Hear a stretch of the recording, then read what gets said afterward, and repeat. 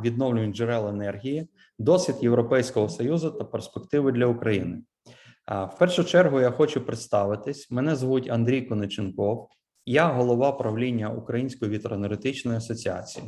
Українська вітроенергетична асоціація об'єднує 100% виробників вітрової електроенергії в Україні і безпосередньо займається питаннями щодо підтримки розвитку вітроенергетичного сектору, консультування, участь у різних міжнародних заходах. І щорічно ми готуємо огляд вітроенергетичного сектору, де ми розповідаємо те, що відбулося в секторі вітроенергетики, робимо прогнози і розповідаємо про ті проекти, які найближчим часом будуть впроваджені в Україні.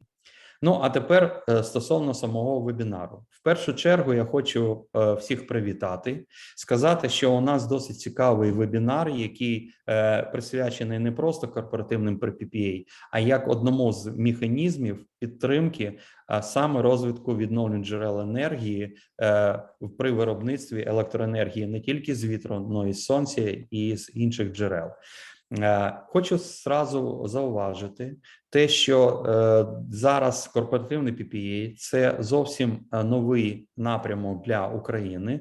І незважаючи на те, що сьогодні Міністерство енергетики робить вже багато кроків щодо впровадження контрактів на різницю, це трошки відрізняється від самих корпоративних PPA, які сьогодні почали досить активно впроваджуватись не тільки в Європейському Союзі, але й в багатьох інших країнах світу.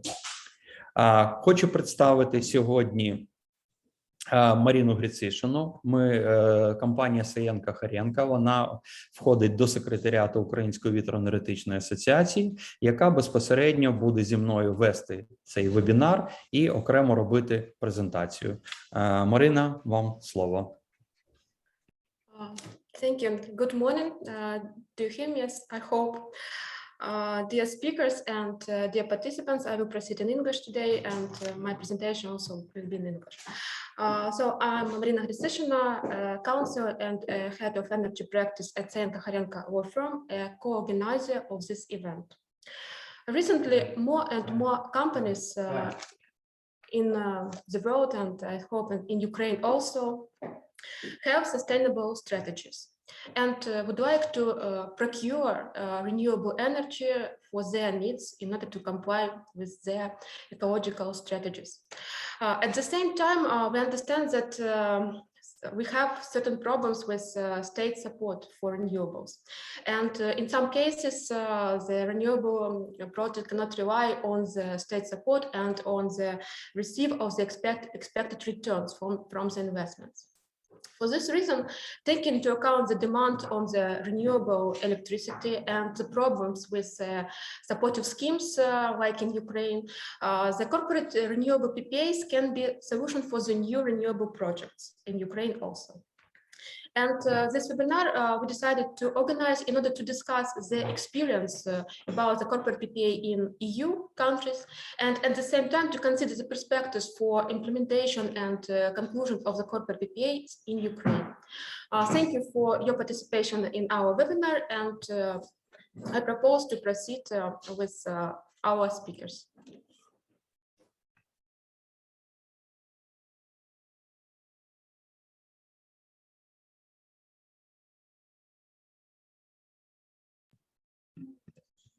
Ні, я продовжу. Я хочу продовжити. Дякую, Маріна, за презентацію до вступ. Я зараз хочу розповісти про наших спікерів, представити наших спікерів. В першу чергу це буде у нас виступати першою Ханна Хант, директор з питань впливу Renewable Energy Source, європейська платформа корпоративних PPA. Потім у нас виступить Ольга Єрьоміна, представник Європейського банку реконструкції розвитку, асоційний директор, старший банкір з проектів з енергетики EMEA. І потім у нас виступить Олександр Мартинюк, виконавчий директор, виконавчий обов'язки генерального директора Директорату енергетичних ринків Міністерства енергетики України. Це українська частина. І наступну частину ми переходимо до європейського досвіду. У нас виступить Ден Кокер, партнер Allen & Overy з Польщі. Потім виступить Крістіна Касьянова, голова робочої групи «Енергетика та енергетичний перехід» Німецько-Української торгівельно-промислової палати. Максим Семенюк з DNV GL виступить. І потім Маріна Грицишина свої презентації завершить саме наш вебінар. Я хочу повідомити, що після кожного спікера ми надамо 5 хвилин на відповіді запитання. І більшість прошу вас писати в чаті. Ми будемо в чаті теж терміново пробувати відповідати на ваші питання. В кінці семінару ми залишимо достатньо часу для того, щоб ви задали ще додаткові питання, які ви не встигнете задати спікерам протягом їх презентацій. І починаємо тоді вебінар. Я пропоную першу презентацію зробити Ханні Хант, директор з питань впливу Renewable Energy Source, Європейська платформа корпоративних PPA. Ханна, запрошую вас до виступу. Надаю вам слово. Дякую. Perfect. Thank you very much. And I will share my screen here. So just one moment.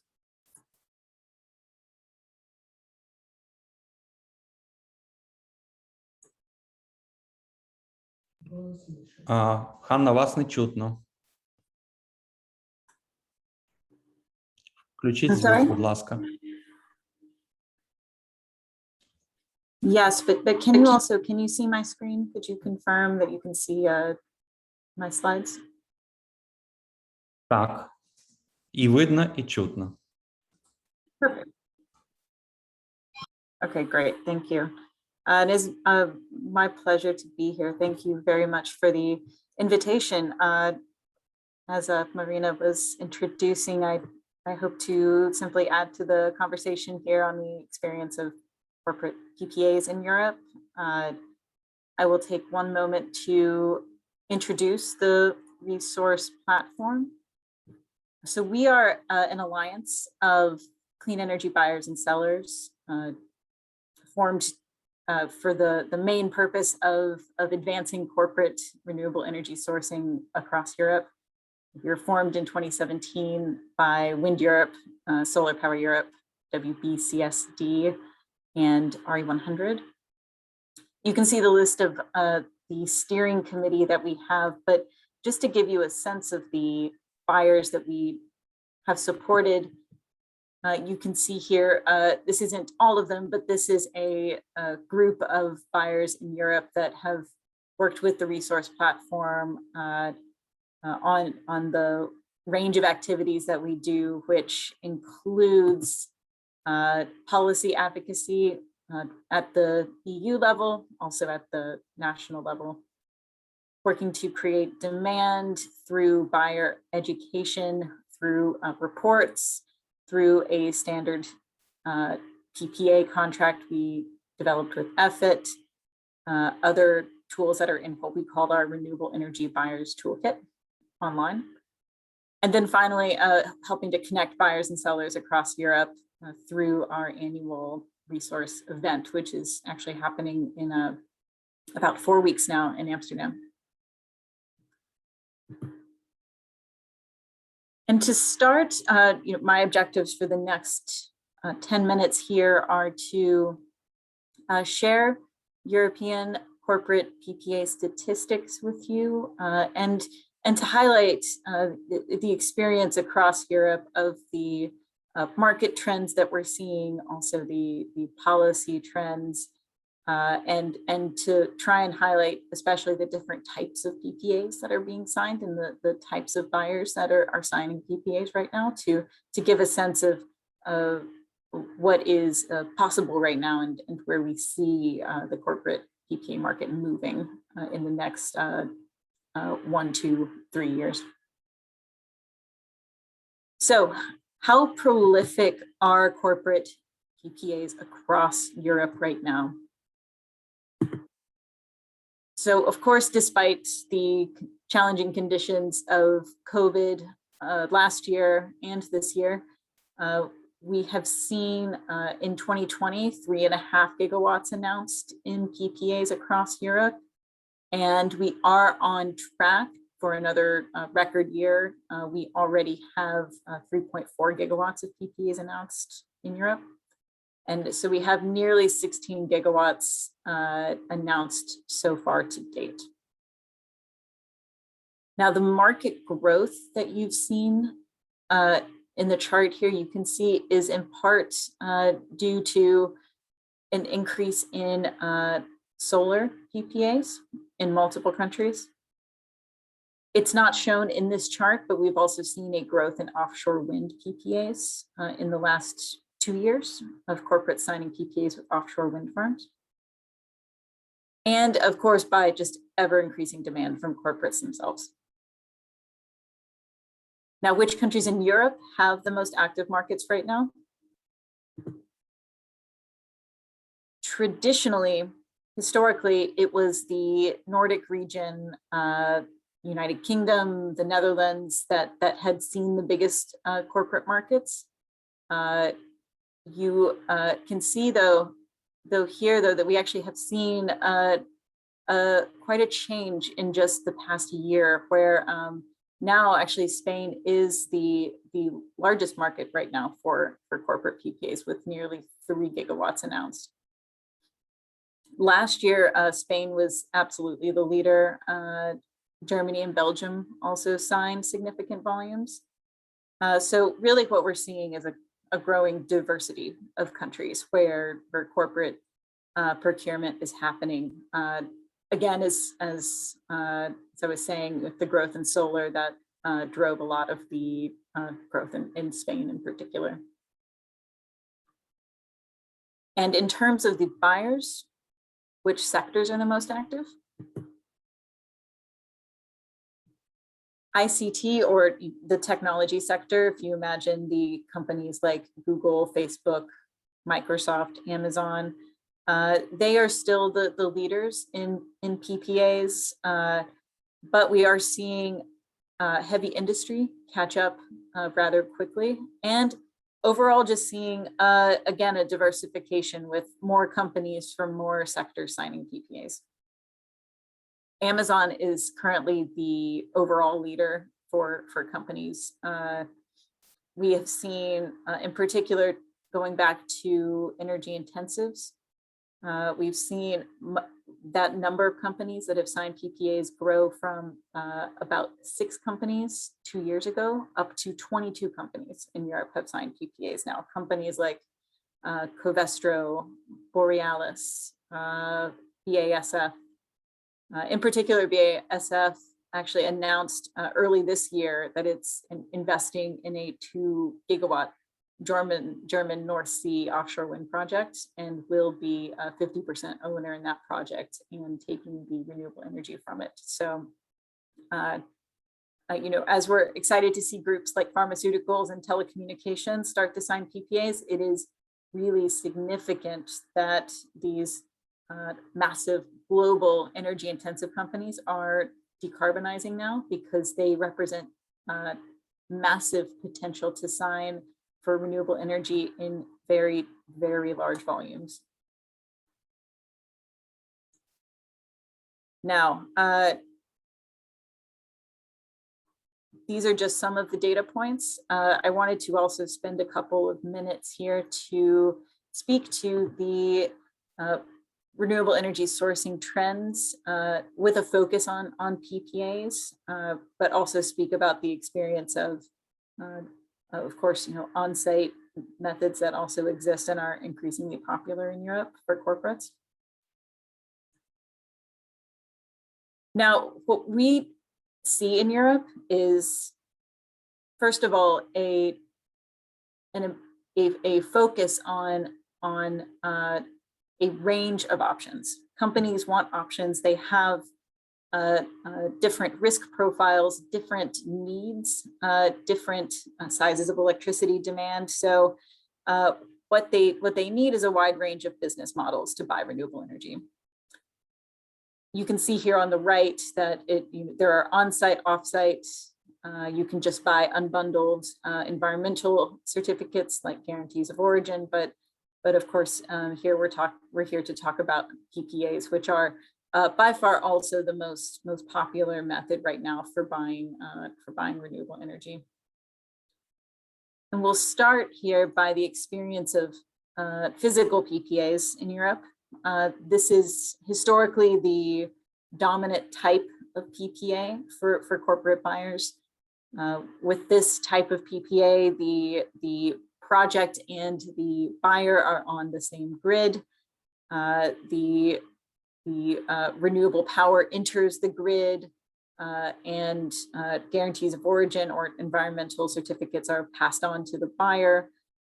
Any residual demand that the buyer might have is supplied by their energy service provider for a sleeving fee, and this is also providing a massive benefit to the project as well, because as you can see through the PPA price that is paid from the buyer to the project, this is the tool that provides the long-term fixed price that a project needs to, in many cases, get financing and come online. The dominance of the physical PPA in Europe, we're seeing it change a bit. We are seeing, due to sleeving costs in particular, companies are starting to also look at financial PPAs. And so this can also be called a virtual PPA. It is traditionally structured like a contract for difference. There is no physical delivery of the power to the buyer. So the project and the buyer can be located on different grids. It is a financial contract. So with the financial PPA, there is more flexibility to define volumes, for example. It's possible to do cross-border PPAs with the virtual PPA. It is also the most common model that is used in America. So there are many companies that have a lot of experience using these contracts in America that are interested in considering them in Europe, although they are also different in Europe because they are treated as derivative contracts in Europe, and so less favorable accounting treatment. But we are seeing across Europe, this is starting to be used more often. The last point being also, it's easier to sign aggregated PPAs with the financial PPA. We saw one announced recently between Heineken, Philips, Signify, and Nourion for a financial PPA. Also, as I was saying, reference on-site renewables. Of course, there is the option to own the project yourself as a buyer. But I think the point here with on-site renewables is also that there are variations available for on-site, and it is possible now and becoming more common to sign PPAs for the on-site project. What you can do is still have the third party own the project and the buyer signs a PPA with it. Or you can sign what's called a private wire or a direct wire PPA for a project that is located very close to the buyer's facilities. And with that PPA, it is very geographically close to the buyer, but right there signing a power purchase agreement for the power. Things like direct wire PPAs are not possible in all countries in Europe right now. So there's a lot of advocacy going on to make direct wire PPAs possible. Now, what are the, if you take a step back, the more emerging trends that we're seeing around PPAs? I'll highlight briefly here. One is 24/7 matching, which is the goal of companies like Google and Microsoft and more in the future, we think, to match their hourly energy demand with renewable energy supply. So matching hour for hour the supply and demand. There are, of course, a lot of complexities with this, but we are seeing pilot projects take off and succeed with 24/7, and we think that in this decade it will become more common. We're also seeing more supply chain engagement, of course, companies like IKEA telling all of their supply chain that they need to decarbonize or purchase renewables, and that will certainly have a impact on corporate procurement for those companies that are in the supply chain that need to comply. And then also here you can see locational marginal emissions. What that means is we are seeing more interest from companies to have a greater impact on the carbon intensity of the grid when they make a purchase of renewable energy. So they are looking at the impact that the renewable energy project has on, for example, having replacing a coal plant or other heavy emitter on the grid, instead of perhaps in comparison purchasing from a project where there is already a lot of wind and solar on the grid. So having as much emissions impact as possible. Now, finally, I want to briefly mention the EU policy landscape here. So of course, the EU has committed to reduce its greenhouse gas emissions by at least 55% by 2030 and achieve climate neutrality by 2050. This still, though Ukraine's not in the EU, I mean, this certainly has major effects on Europe as a whole. And this summer, the Commission presented its Fit for 55 proposal, which is a blueprint to deliver on these 2030 and 2050 targets and make the EU Green Deal a reality. Fit for 55 does have very good developments for corporate sourcing, including stronger language to promote corporate PPAs and require that all renewable energy producers receive guarantees of origin. Even projects that are receiving state support. So good positive developments there. We will continue to be advocating as resource to make sure that they go even further to, for example, strengthen the level of detail that guarantees of origin provide to buyers. In the interest of time, I'll stop here. I will recommend that for anyone that wishes to use or share the tools we have in our Renewable Energy Buyers Toolkit. You can find that on the resource website today, including our PPA templates and other reports and training courses. And then also to attend, if you can, in person. We're doing our resource event in Amsterdam, October 14th and 15th this year. Thank you very much.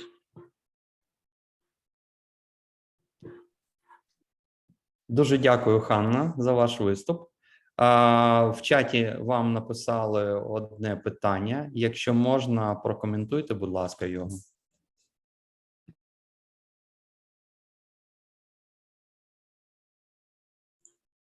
Yes, so I can see the question is, if you execute a financial PPA, can you receive guarantees of origin? The answer is, in most cases, yes. So a financial PPA, there is a lot of flexibility on how the contract is structured. Most buyers do want the guarantees of origin. So as long as it is possible in the specific country to transfer the guarantees of origin to the buyer, yes, that can be structured in the PPA. Oh, and I see here another Дякую, ще є question. питання. Yeah, thank you. Just saw that too. So for financial PPAs, right. So if they are treated as derivative contracts in Europe, what happens? If they are treated as a derivative contract, it is still possible to sign the PPA, and companies do. They do that. The consequence is just that it is more complicated and time-intensive to manage the contract from an accounting perspective. It requires more work from the accounting team instead of if it was not treated as a derivative contract. So.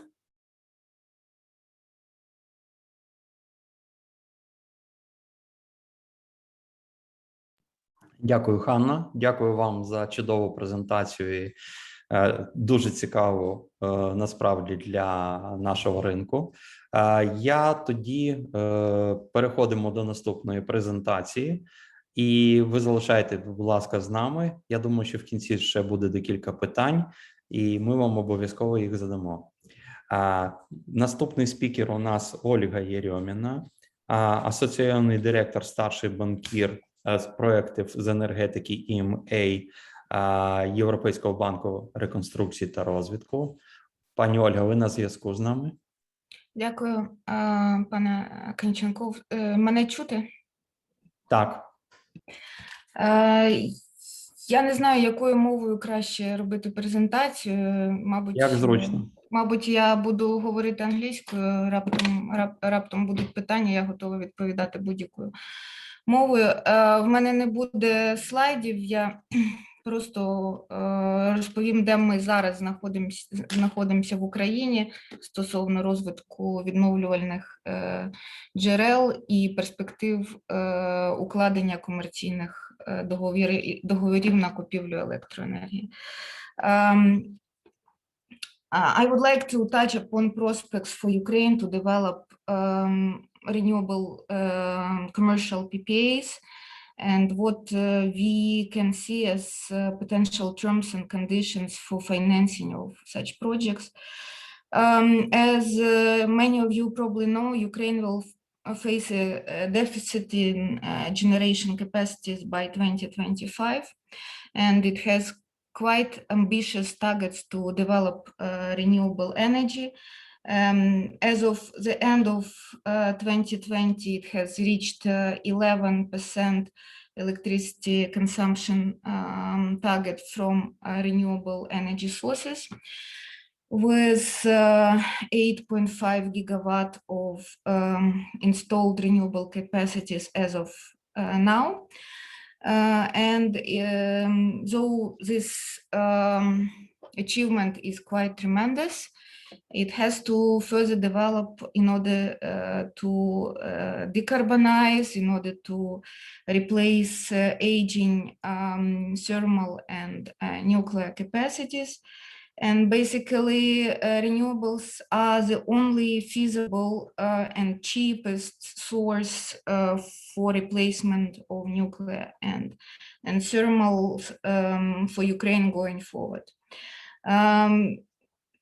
We stopped financing renewable projects subject to feed-in tariff for solar as of the end of 2018 and for wind as of the end of 2019, just before payment crisis in the sector. And going forward, we as EBRD in Ukraine would be willing to consider only projects awarded through competitive auction process and private PPAs for renewables. The support period with feed-in tariff for solar has ended as of the end of 2020. The tariff basically does not provide for sufficient payback period to new solar projects to be commissioned going forward. For wind projects, the support period with feed-in tariff in Ukraine is expiring end of 2022. And given the long lead time for construction of wind projects, it means that only those projects which are under construction right now will see the finish line by 2022. Unfortunately, guaranteed by and the energy sector at the moment is still going through payment crisis period.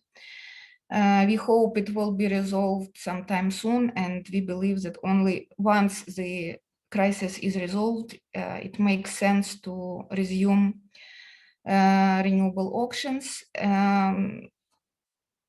gradually in order to test the system, to see how the system can cope with payments to growing renewables. And as per current regulations, renewables awarded through auctions will rely on the same payment flow through guaranteed buyer, which means restricted opportunities for large renewable capacities to be commissioned. Therefore, in Ukraine, there is future connected with renewable PPA market, given the growing need to consume renewable electricity for exporters into Europe with upcoming CBAM regulation introduction, with growing trend of decarbonization, and with the need to construct new renewable capacities to meet Ukraine's commitment vis-a-vis Europe. At the moment, we review potential projects subject to PPAs, commercial PPAs. I would like to briefly touch upon key requirements which we see needed for these projects to materialize and for potential clients to approach BRD with such projects. Basically, the project has to be fully developed with grid connection secured, and with sponsors capable of injecting its equity contribution not less than 30% of total project cost. Ideally, we would like also to know who will be off-taking this electricity from the project, and these off-takers need to be reliable and take commitments for the long term to for us to be able to apply legally binding long-term PPA on the off-taker. In the current conditions, we see that maturity of this PPA cannot be shorter than 15 years. Yes, market caps have elevated mid of August, and we see trends in market tariffs for electricity to grow, which makes even bigger sense for commercial PPAs to materialize, because with strong commercial PPA undertaking for the long term, renewable projects PPA can secure cheaper electricity than we can project for on the Ukrainian market going forward. In order for us to be able to provide long-term funding, we need to secure a price floor denominated in currency of the funding. For the time being, we are considering only hard currency funding to be provided for such PPAs, and price floor has to be pegged to hryvnia euro exchange rate. Other than that, from our understanding, commercial PPAs can really secure pricing for the long term for industrial off-takers lower than projected market prices. Therefore, we see great potential for commercial PPAs to develop. For the time being, we have not identified any major legal risks connected with transmission of electricity via Ukrainian grid. But again, since we are still at the early stage of preparation of such projects, all these aspects are subject to thorough legal due diligence, but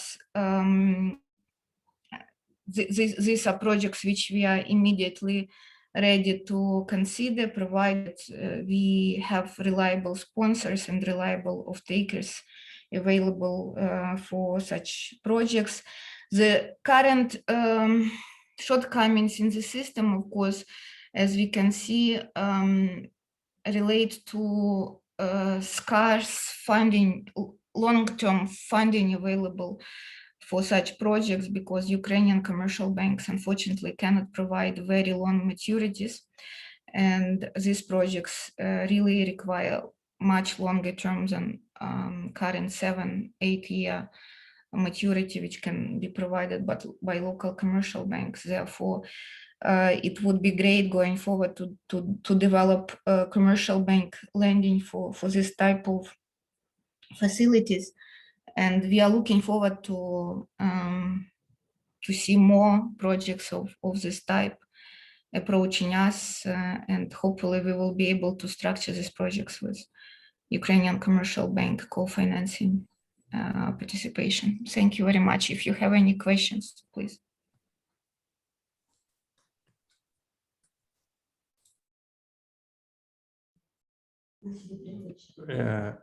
Дякую, пані Ольга. У нас в чаті до вас є питання.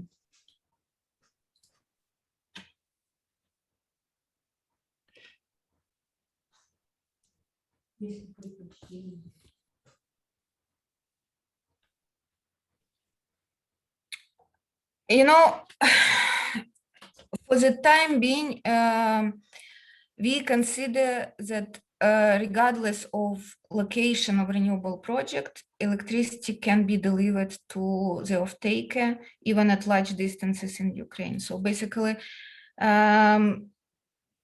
we are considering physical PPA with the opportunity of transmission of this electricity at long distances via national grid in Ukraine. I believe pure financial PPAs are in the future for this country. We are trying to do physical PPA arrangement.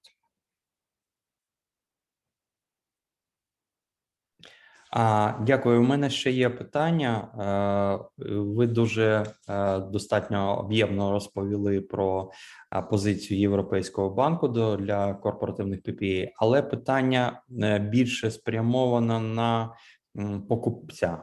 От які, скажімо так, критерії чи потреби від саме покупця, який хоче підписувати контракт на PPA з постачальником електроенергії. Тобто з постачальником всі хочуть продати електроенергію, це зрозуміло, але Європейський банк буде розглядати не тільки інвестиційну спроможність, а може є якісь вимоги, які обов'язково треба виконувати покупцю.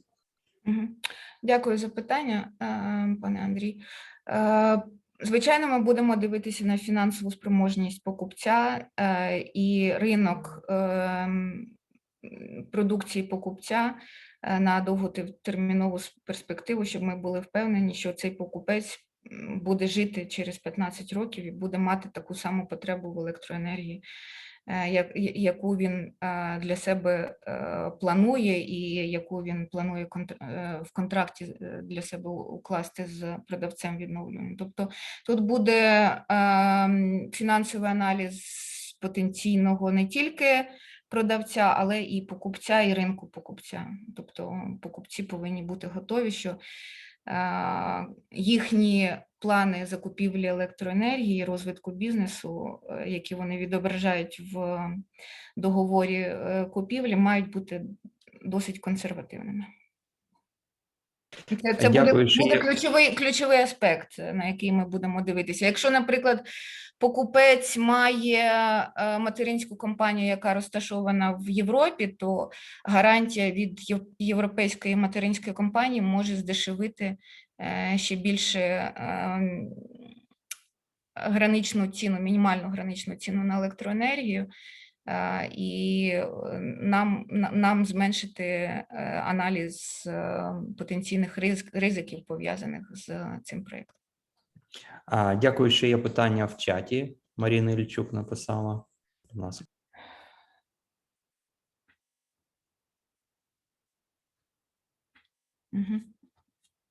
Thank you for your question. Actually, our approach is not different from the approach which we used when we were looking historically at projects benefiting from feed-in tariff.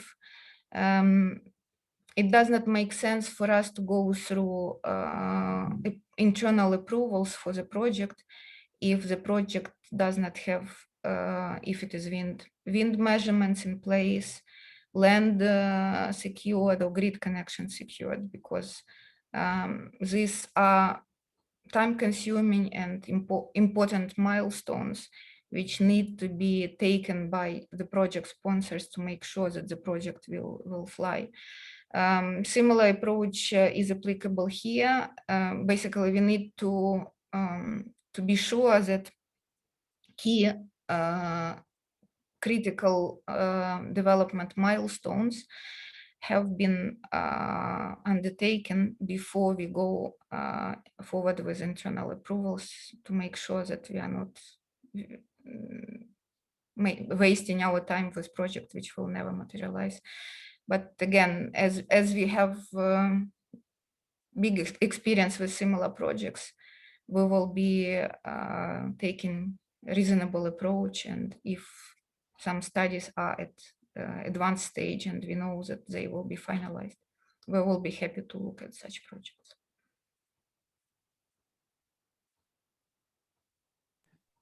Пані Олю, у нас пішла купа питань. Я прошу відповісти, якщо можна, коротко ще на 2 питання, а решту ми вже будемо тоді в кінці всіх презентацій. Якщо виникнуть, будь ласка, пишіть на чаті, будемо просити пані Олю відповісти. От зараз 2 питання ще є. You know, EBRD is trying to make maturity of its lending to project needs. And in these projects, we will be doing the same steps. Our approach and maturity of the loan will be tailor-made to project needs, depending on price floor and payback period. Of course, the shorter term, the risk perception of the EBRD will be smaller. But again, we can do maturities longer than 15 years with up to 2-year grace period for wind projects, for example.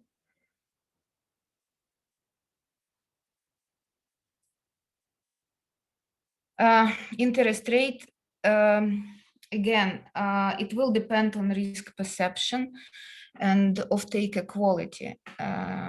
It will be discussed case by case. There will be no rule for all projects. We need to see a particular project, specific off-taker, undertake strengths of off-take commitment and guarantees, if any. And the stronger guarantees will be, the lower interest rate will be. But in any case, it will be competitive. Дуже дякую за презентацію, дуже дякую за ваші відповіді. Тоді ми переходимо зараз до Міністерства енергетики України. Пане Олександре, прошу організаторів зараз розширити презентацію. Пане Олександр буде якраз нам розповідати про законопроект про контракти на різницю. Він трошки відрізняється від корпоративних PPA, які ми зараз почули, які сьогодні впроваджуються в Європі. Але от, пане Олександре, розкажіть нам про, як ви бачите подальший розвиток механізму підтримки, як, так розумію, корпоративні контракти на різницю. Прошу, ваш виступ. Доброго дня, Андрію. Доброго дня всім учасникам конференції. Я сподіваюся, мене видно і чути. Дійсно, міністерством розроблено відповідний законопроект, який не є, не лише, фактично він є передумовою, який дозволить в подальшому укладати в тому числі корпоративні PPA. Але давайте все по порядку. Я думаю, для того, щоб чітко розуміти, як швидко нам рухатись, треба чітко знати, де ми зараз. Да? Перше, що радує, те, що це вже не перша конференція на цю тему щодо запровадження саме корпоративних PPA, що свідчить про те, що вже самі учасники ринку розуміють необхідність відходити від системи державної протекції, стимулювання і переходити на більш ринкові конкурентні відносини. Міністерство тут є абсолютним таким союзником і підтримує такий підхід. І, власне, всі наші напрацювання пов'язані і з запровадженням аукціонної системи підтримки, і запровадженням контрактів на різницю, і вдосконалення, фактично створення дієвого механізму видачі гарантій походження, а також удосконалення системи підтримки малої розосередженої генерації. Все це створює таку правову основу для запровадження, для більш такого конкурентного, для розвитку відновлювальної енергетики на конкурентних відносинах, в тому числі шляхом запровадження корпоративних договорів. Прошу наступний слайд. Наш традиційний інформативний слайд, який показує динаміку розвитку відновлювальної енергетики за останній період. Після стрімкого зростання в 2019 році плюс 4,3 ГВт, темпи зростання в 2020-2021 роках дещо уповільнились, плюс 1,3 і станом на 01.09, здається, плюс 650 МВт. Це переважно проекти, які були розпочаті раніше, і по 2021 році більша частина – це проекти саме вітрової енергетики. Причини уповільнення зрозумілі, коментувати, думаю, не варто, оскільки міняється підтримка, фактично відбувається процес переходу до електронних аукціонів, і підтримка за зеленим тарифом, зокрема сонячних електростанцій, фактично є зупиненою. Прошу наступний слайд. Єдиний коментар: встановлена потужність на зараз з урахуванням СЕС домогосподарств вже не 8,5, а 9,3 ГВт. Тобто, досить такі значні обсяги були побудовані. Традиційний слайд, традиційна проблема, яка дуже турбує виробників, інвесторів, це стан погашення заборгованості перед виробниками за зеленим тарифом. Із позитивних новин обсяг заборгованості за минулий 2020 рік вдалося знизити на 7,2 мільярда гривень. Проте, на жаль, за 2021 рік був приріст боргів нових, сформованих протягом січня-серпня, плюс 10,2 мільярда гривень. Переважно ці борги сформовані протягом останніх 3 літніх місяців. Причини тут, скажімо, тут є основна причина, кілька другорядних. Основна причина полягає в тому, що тарифна передача не враховує всі витрати, всю вартість послуги і зменшений на 20% щодо прогнозного обсягу товарної продукції. І ці 20% мали бути передбачені в державному бюджеті. І відповідні пропозиції міністерство подавало ще восени минулого року. Мова йде про 11,3 мільярди гривень. На жаль, вони не були враховані в бюджеті на 2021 рік, тому і природньо виникає така заборгованість. Питання, сподіваюся, вирішиться, в тому числі за рахунок зелених облігацій, які плануються до випуску на Укренерго. Крім того, Що ще негативно вплинуло на зростання заборгованості, це дещо певні касові розриви з оплати послуги зі сторони НЕК «Укренерго» навіть в рамках передбаченого тарифу на передачу. Знову ж таки, це тимчасове явище. І дещо вищі на 4,3-7% або 450 мільйонів кіловат-годин обсяги виробництва саме зеленої енергії, ніж ті, що передбачались прогнозним балансом. Ряд заходів для погашення цієї заборгованості здійснюється в межах компетенції міністерства спільно з регулятором. Було вжито ряд заходів для стабілізації ціноутворення на ринку. Зокрема, були регулятором зняті цінові обмеження, що дозволило стабілізувати ціноутворення на ринку.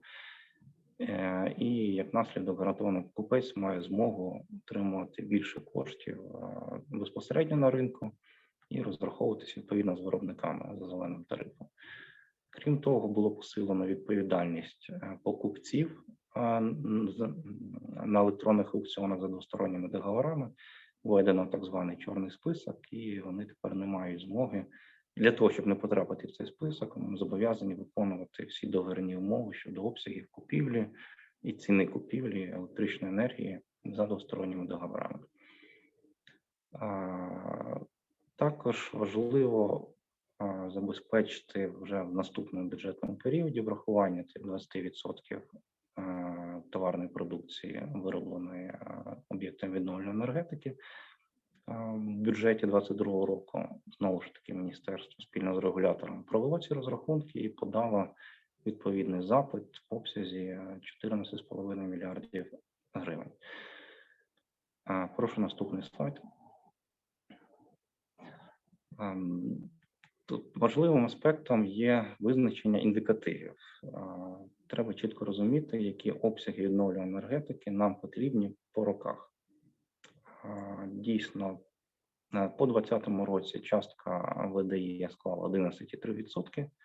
Ми повністю виконали взяті зобов'язання відповідно до національного плану з розвитку ВДЄ. І якщо користуватися затвердженими енергетичною стратегією показниками, яка передбачає в 2035 році 25%, то там є така особливість, що зростання частки ВДЄ йде нелінійно. І в 2030 році передбачається лише 13%, а потім протягом наступних 5 різке зростання плюс 12%. От якщо слідувати безпосередньо букві енергетичної стратегії, то ВДЄ в 13% має бути за 10 років, а ми цей обсяг по нашим оцінкам досягнемо вже у 2021 році. Це яскравий приклад, який свідчить про необхідність актуалізації наших цілей і планів, і така робота в міністерстві ведеться. Зокрема, актуалізується енергетична стратегія до 2035 року, причому з індикативом на 2050 рік, так як це робиться зараз прийнято в інших країнах. Крім того, спільно з нашими німецькими партнерами готується оновлення національного плану розвитку з ВДЄ до 2030 року. До кінця цього року він буде представлений для обговорення в широкому загалу. Прошу наступний слайд. Які шляхи подальшого розвитку відновлювальної енергетики бачить міністерство? Як я вже сказав, мова йде про запровадження конкурентних умов підтримки, саме зелених аукціонів, які дозволять визначити ринкову ціну зеленої енергії на ринку. Були певні затримки, пов'язані з об'єктивною реальністю. Після оновлення закону, яким було імплементовано положення меморандуму про взаєморозуміння з виробниками з ВДЄ, були внесені зміни в саму процедуру проведення таких аукціонів, які потребували проведення вторинного законодавства до вимог закону.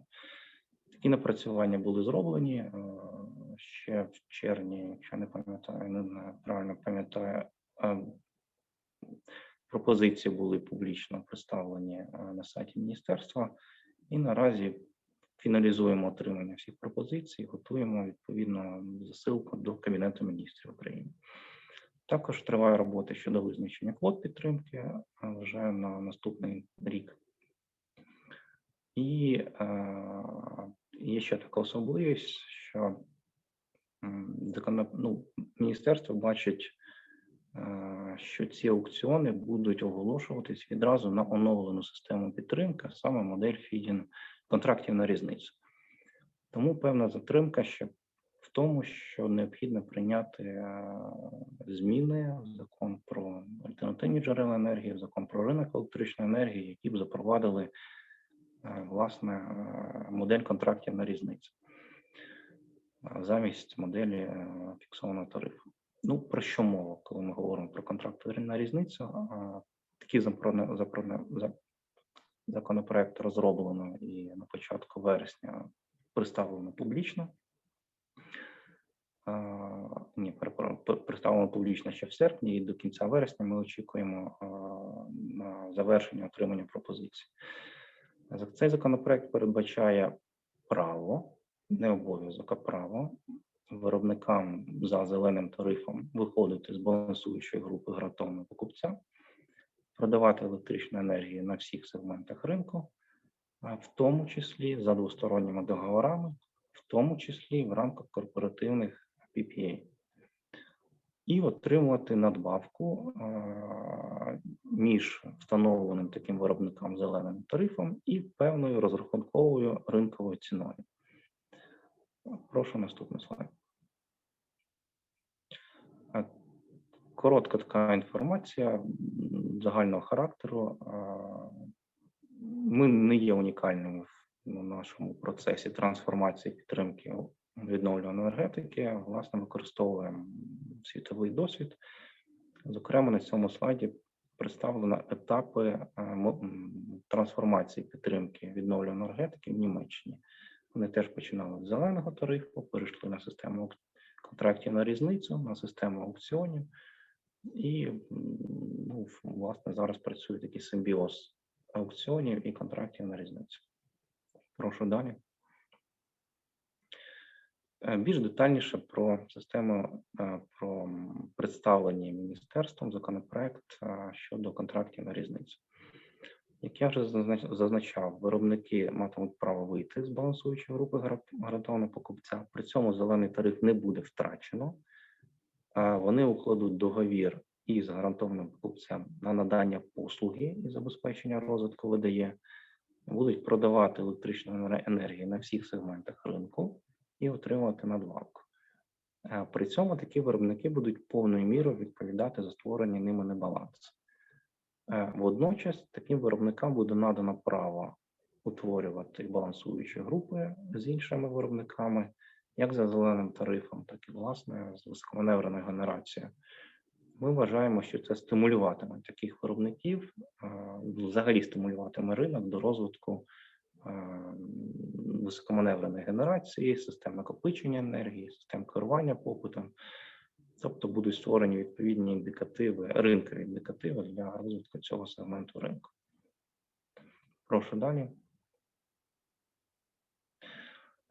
Ключовим таким аспектом є визначення розміру надбавки, яка буде гарантованим покупцем доплачуватись виробникам за зеленим тарифом, які вийдуть з балансуючої групи гарантованого покупця. Власне, доплачувати за зеленим тарифом в рамках контрактів на різницю. Є кілька підходів. Ми і світовий досвід в цьому плані неоднорідний. Ми вивчали різні моделі. Зокрема, це може бути як розрахунок погодинної надбавки. Це може бути оплата різниці між зеленим тарифом і середньозваженою за місяць ціною на РДН або, наприклад, на ринку якось узагальненою ціною на ринку двосторонніх договорів. Або, як планується в Німеччині, це різниця між зеленим тарифом і усередненою за рік індикативною ціною. Для того, щоб не фіксувати, власне, саму методику розрахунку ціни, різні надбавки на рівні закону, ми передбачили право обов'язок регулятора прописати це в відповідних підзаконних актах. Єдине, що встановило запобіжник, що індикативна ціна не може бути нижчою, індикативна ринкова ціна, я маю на увазі, не може бути нижчою, ніж середньозважена ціна на РДН або індикативна ціна на ринку двосторонніх договорів. Після того, як всі виробники, після останніх змін в закон про ринок електричної енергії, всі виробники зобов'язані продавати електричну енергію за двосторонніми договорами на електронних аукціонах, дуже легко сформувати саме ціновий індикатив на цьому ринку. І це також буде братися до уваги регулятором під час визначення обсягу надбавки таким виробникам за зеленим тарифом. Прошу далі. Це ключові особливості законопроекту в частині запровадження контрактів на різницю. Власне, я по ним всім вже пройшовся, тому не буду повторюватись. Прошу наступний слайд. Окрім контрактів на різницю, ми працюємо також ще по двом напрямкам, які стосуються вдосконалення моделі розвитку відновлюваної енергетики. Зокрема, плануємо перейти від моделі фіксованого тарифу для просюмерів, генеруючих установок споживачів, до більш ефективної моделі на базі нетбілінг. В рамках цієї моделі споживачі будуть мати право встановлювати об'єкти відновлюваної енергетики у себе це, на території. Це може бути не тільки домогосподарства, а також і промислові об'єкти. І обмеження в 30 кВт буде знято, значно будуть вищі обсяги встановленої потужності, дозволені таким просюмерам. Але цей споживач має забезпечити покриття власного споживання, водночас надлишки, які будуть в певні години, можливо, будуть генеруватися і віддаватися в мережу, вони будуть продаватися фактично по ринковій ціні, яка буде сформована в момент відпуску надлишків. Ці кошти будуть акумулюватися на спеціальному рахунку споживача, і в період, коли споживач буде споживати вже з мережі електричну енергію, відповідним чином взаємозаліковуватись. Крім того, міністерство активізувало роботу над запровадженням системи видачі гарантій походження виробництва електричної енергії з відновлюваних джерел. Ми вважаємо, що це дозволить підняти цінність зеленої енергії для споживачів, яким потрібно купувати з різних причин саме зелену енергію. Це може бути як і іміджові якісь питання, так і з метою доступу до європейських ринків після запровадження податку на викиди на кордоні з СІБАМ, а також для зниження платежу за викиди СО2. Тобто, піднявши таким чином цінність зеленої енергії, ми знову ж таки зменшимо обсяг перехресного субсидування на ринку електричної енергії і таке загальне навантаження на інших споживачів.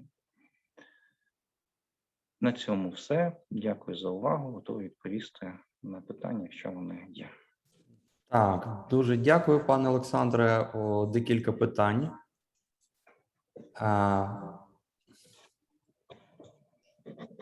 Багато розмов про випуск зелених облігацій НЕК «Укренерго». Коли це фізично відбудеться? Це питання дійсно турбує міністерство. Наскільки я чув по останні дати, мова йде про жовтень.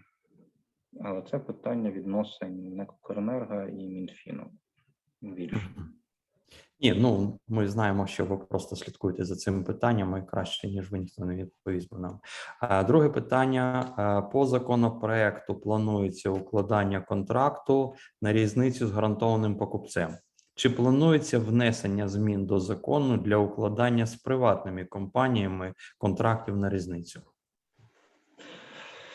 Андрій, дивіться, законопроект, який, перепрошую, щоб різницю платила якась приватна компанія, про це мова йде? Мова йде, чи можуть приватні компанії заключати контракти на різницю не з гарпоком, тобто обходячи гарпока, я так розумію. Якщо є бажаючі, якщо є приватні компанії, які бажають взяти на себе частину фінансового навантаження гарантованого покупця по оплаті цієї різниці, ми це будемо тільки вітати. Але я поки що не чув таких пропозицій від приватних компаній. Це питання було. Далі, у нас питання наступне. Який обсяг планується залучити через облігації Укренерго для покриття боргу 2020 та 2021 року? Ну, знаєте, це питання, скоріш для Укренерго, але може ви... Дивіться, я не хочу помилитись, тому цифри не буду називати. Є загальна цифра 24 мільярди гривень, яка може бути надана НЕК Укренерго. Скільки з них НЕК Укренерго вибере, я не готовий відповісти. Ну, не відбудеться таке, що знову борги будуть покриватися енергоатому, які були передбачені для зелених? В рамках оновленої моделі ПСО, 2 ПСО повністю рознесені. Тобто, Чудово. да. Так, наступне питання. В чому перевага системи Feed-in Premium для виробників? Багато компаній бачать в них тільки недоліки. Як би ви продали Feed-in Premium виробникам? Давайте конкретний приклад. У нас є компанія таке, яка в 21-му, здається, році вела станції по ціні, чи 20-му, не пам'ятаю, по ціні 7 євроцентів за кіловат-годину. Ціна зараз на ринку в окремі години доби коштує 4 гривні. Це ціна, якщо хтось слідкує за динамікою ціноутворення на ринку, то в пікові періоди ціна на ринку коштує 4 гривні, середньозважена ціна вже 2 гривні, з урахуванням нічного провалу, де сонячні станції не виробляють. Тобто, умовно кажучи, така компанія зараз навіть дотує гарантований покупець в певні години. Крім це, поточна ціна на ринку може бути навіть цікавою і для вітроелектростанцій за певного профілю генерації. Тобто такі компанії, продаючи на ринку в поточних умовах, відразу отримують кошти за свою продану електричну енергію, які в окремих випадках повністю будуть покривати зелений тариф. Без затримок, без прив'язок до комерційної стратегії гарантованого покупця, без проблем із оплатою НЕК Укренерго послуги з розвитку видає. Тобто відразу все залежить від них, і мені здається, що все-таки є гарним мотиватором для компанії застосовувати цю модель підтримки. Ще питання.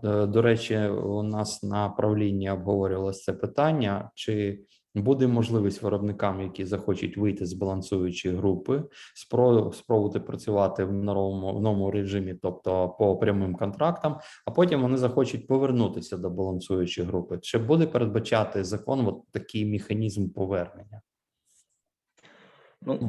Повернення до балансуючої групи гарантованого покупця. Я зрозумів, гарне питання. Поки що це не передбачено, але і прямо не заборонено. Тобто в процесі доопрацювання будемо визначатися щодо доцільності цього механізму. Я би хотів, щоб ця система підтримки Feed-in Premium, вона стала основною. І щоб з часом всі виробники поступово від більших до менших обсягів перейшли саме на неї.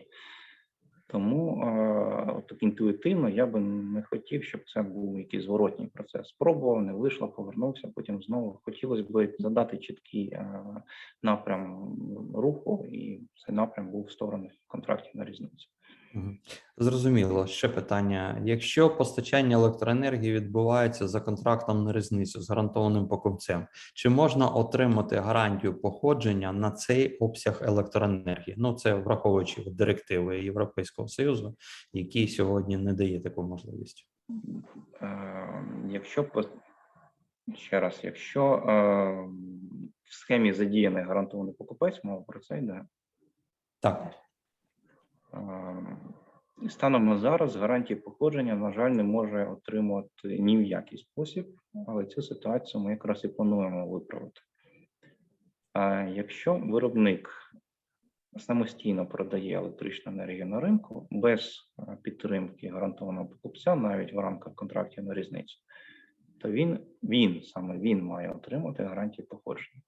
Якщо ж мова йде про державне субсидіювання, хай то буде контракт на різницю чи фіксований тариф, то це питання дискусійне. По фіксованому тарифу енергію володіє гарантований покупець. По контрактам на різницю будемо дивитись, з моєї точки зору, оскільки є державне субсидіювання, то теж ця гарантія має належати гарантованому покупцю, хоча поки що в процесі дискусії. Так, ще два питання, і будемо передавати наступному спікеру. Чому для виробників за зеленим тарифом обмеження виробництва за вказівками оператора системи передачі компенсується за зеленим тарифом, а тим, хто використовує feed-in преміум за цінами балансуючого ринку? Чи не варто передбачити, що ціна за такі послуги має компенсувати виробників за зеленому тарифу або аукціонній ціні? Тоді будуть рівні умови як за поточною схемою підтримки, так і за новою. Повторюючи свою попередню тезу, ми все ж таки налаштовані на наближення виробників за виробників з відновлюваних джерел до умов роботи, в яких працюють абсолютно інші виробники. Навіть в системі контрактів на різницю вони будуть привілейовані, оскільки будуть отримувати надбавку. У разі, якщо такий виробник виставляє заявку на розвантаження, а оскільки там немає паливної складової, то вартість цієї заявки буде мінімальна, там 1 копійка, наприклад. Це означає, що він свою енергію вже продав комусь, по ціні, можливо, навіть там 3 гривні, 4 гривні, а потім просто перекупить за 1 копійку балансуючу енергію і фактично втрат для такого виробника не буде. Саме в цьому особливість. Так, коли очікувати сертифікати походження за вашим прогнозом? Я думаю, що це буде все-таки 22-й рік. Пов'язано це з тим, що дуже багато потрібно зробити ще домашньої роботи. Мова йде не лише прийняти нову постанову про порядок видачі і відкликання цих сертифікатів, а мова йде створити IT-інфраструктуру, закупити програмне забезпечення, протестувати, сертифікувати, тому що це великий обсяг роботи. І ми поки тільки на початковому етапі, на жаль. Я просто хочу уточнити дехто називає сертифікати походження, насправді це гарантії походження. От міністерство буде використовувати термін сертифікати чи гарантії походження? Ми використовуємо гарантії походження, як і Чудово. Так, ну і фінальне питання, якраз це стосується вашої презентації, Максим Бабаєв задає. Прошу фінально уточнити, йдеться механізм feed-in преміум чи контрактів на різницю? Бо це зовсім різні механізми, які передбачають різні відносини між учасниками. У законопроекті описаний механізм feed-in преміум, але озвучувати продовжує термін контракт на різницю, чи викликає деякі непорозуміння і плутанін. Це викликає. От, я думаю, що нам треба просто чітко, щоб ви визначились, розписали, яку схему конкретно, бо сьогодні у нас мова йде про корпоративні PPA і контракти на різницю, трошки інші речі, хоча і в деяких країнах це і поєднують. А тут якраз от мова йде про feed-in преміум чи контракти на різницю. Ну, питання дефініцій тут більше. Всі називають і так. Єдине, що як визначається надбавка. Якщо вона фіксована, то фідін преміум. Якщо там плаваючі контракти на різницю. Оскільки ми визначення надбавки віднесли на підзаконку, тому послуговуємось поки тим і тим терміном, ну, в процесі дискусії.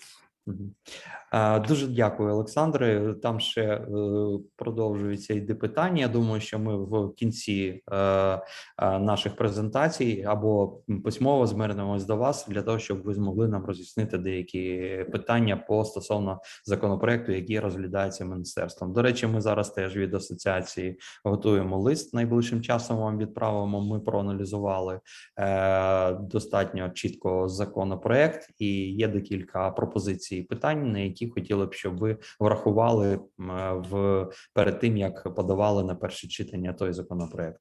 Все, вам дуже дякую, і ми тоді переходимо до наступного спікеру. У нас зараз буде застосування корпоративних PPA для відновлення джерел енергії у Польщі. Ден Кокер, партнер Allen & Overy. Будь ласка, ваша презентація. Пане Ден, ви чуєте нас? Okay, thank you. Yes, I'm very happy to talk about experience in Poland as a near neighbor of Ukraine. And I think I might cast the net a little bit more widely to talk about other jurisdictions in which Allen & Overy has worked on corporate PPAs to provide a bit more context. First, to put Poland into the context of what other speakers have said today, Hannah from Resource put up a slide showing the top countries by volume in Europe for corporate PPAs in terms of capacity. Poland came in at number 11. I expect it to shoot up that chart. It is a hot jurisdiction for renewables projects at the moment, and there is much interest in corporate PPAs. One of the questions to Hannah was about guarantees of origin and whether they can be transferred as part of a corporate PPA. And the answer is certainly yes in Poland. Then we had the presentation from Olga from the EBRD, who asked the question about commercial banks showing an interest in financing corporate PPAs or deals which are backed by corporate PPAs. And in Poland, that is something that has already happened. Next, Alexandra from the Ministry of Energy was talking about the forms of renewables incentives. To put that into context from Poland, in Poland, there is an auction scheme. So let me see if I can share some slides.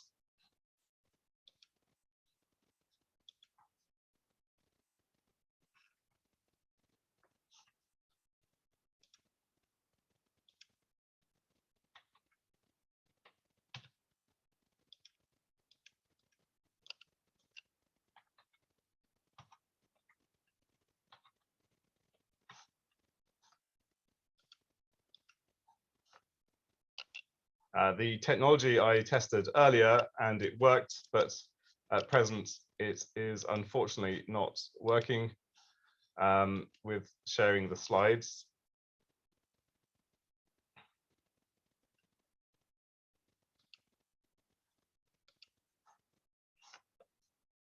Okay, this is not actually the slideshow view, but at least you can see something of the slides which I will put up here.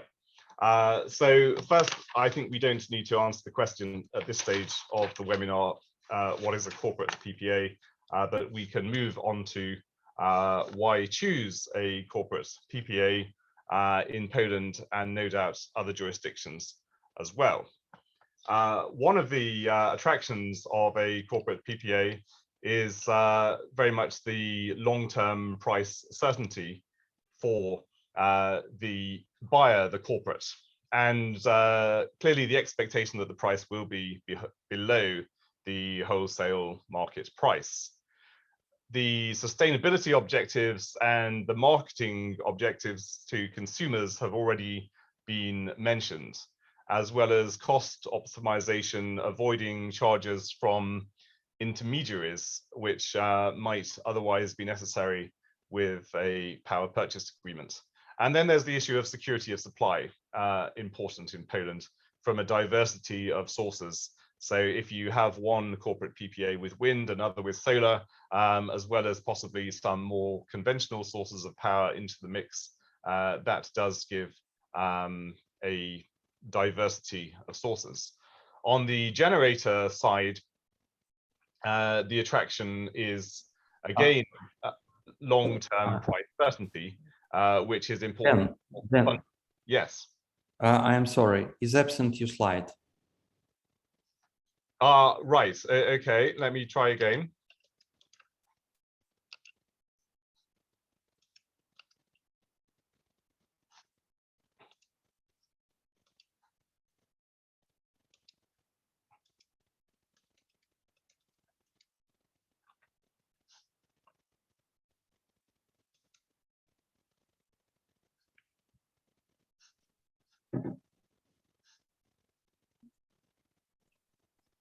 Please open the PowerPoint and next press F5. Right, okay.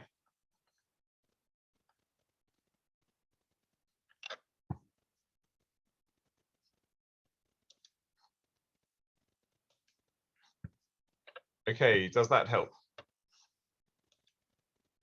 Press F5, please. Okay, does that help? Fantastic. Okay, we got there in the end. Good. Okay, so we have covered the reasons for choosing a corporate PPA, and then the reasons for not choosing a corporate PPA are clearly the reverse of what I previously said, that wholesale power prices might fall below the strike price. There are potential balancing risks if they are not allocated to another party, and the complication of the need for derivative accounting and a regular mark-to-market on the balance sheet for the exposure of the corporate PPA, which could put some buyers off. On the seller side, if there are feed-in tariffs or similar incentives, corporate PPAs might not be necessary. That isn't the case in Poland. And there may be funder concerns on the credit risk of a corporate rather than a well-established utility, for which there are typically no concerns when it comes to credit risk.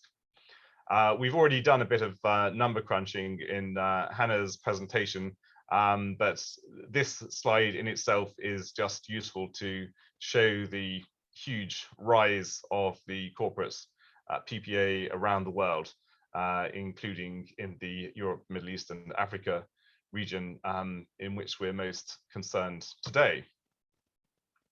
So types of corporate PPA we have already covered. I'm going to talk mainly today about the synthetic, virtual or financial PPAs, which we have seen most of in Poland. And here is a typical structure. Let's start in the bottom left of the slide, where we have the generator, the seller of the power, who is going to receive a fixed price to cover the power and the transfer of green incentives to the corporate buyer. Since this will be structured as a contract for differences, we can see the generator as paying a spot price and therefore only the difference being settled. Turning to the top of the slide, the corporate buyer is going to receive the green incentives and surrender them or possibly sell them on. At the bottom of the slide, the generator will need physically to do something with the power, because this is not a sleeved PPA where there is a utility as an intermediary. So the power will somehow go to the grid, whether via a power exchange or a utility company, and the generator will receive the spot price. And the buyer in turn needs to get power from the grid usually via a supplier paying a fixed price. So we are concerned primarily with number one on this slide, contracts for differences. There are other ways of structuring a synthetic PPA, such as options, a put and call option for buying or selling at the strike price, not something we've seen in Poland yet, but it has been seen in other jurisdictions. And similarly, there can be effectively commodity hedges for the coal, the gas, or the biofuels, which are in the background to the form of generation. Though typically we are seeing these more for renewables PPAs because of the marketing attractions that come to the end consumers from being able to say that a corporate is sourced through green power. So it may be worth saying a word or two about some of the negotiating points that we have seen on corporate PPAs in Poland. And one of the first things is the commercial operation date and the responsibility for achieving the commercial operation date on the part of the project company, the generator, and a level of compensation by way of liquidated damages or contractual penalties that might be payable to the off-taker, the buyer, if that commercial operation date is not achieved by a certain time. In terms of risk management and allocation, the project company, the generator, would seek to transfer that risk to the entity who is the EPC construction contractor who is constructing the project, assuming that this is a new build project and we have a corporate PPA, which is part of the financing package. Then there is the tenor, the duration of the corporate PPA, and it can typically be in the range of 5 to 10 years.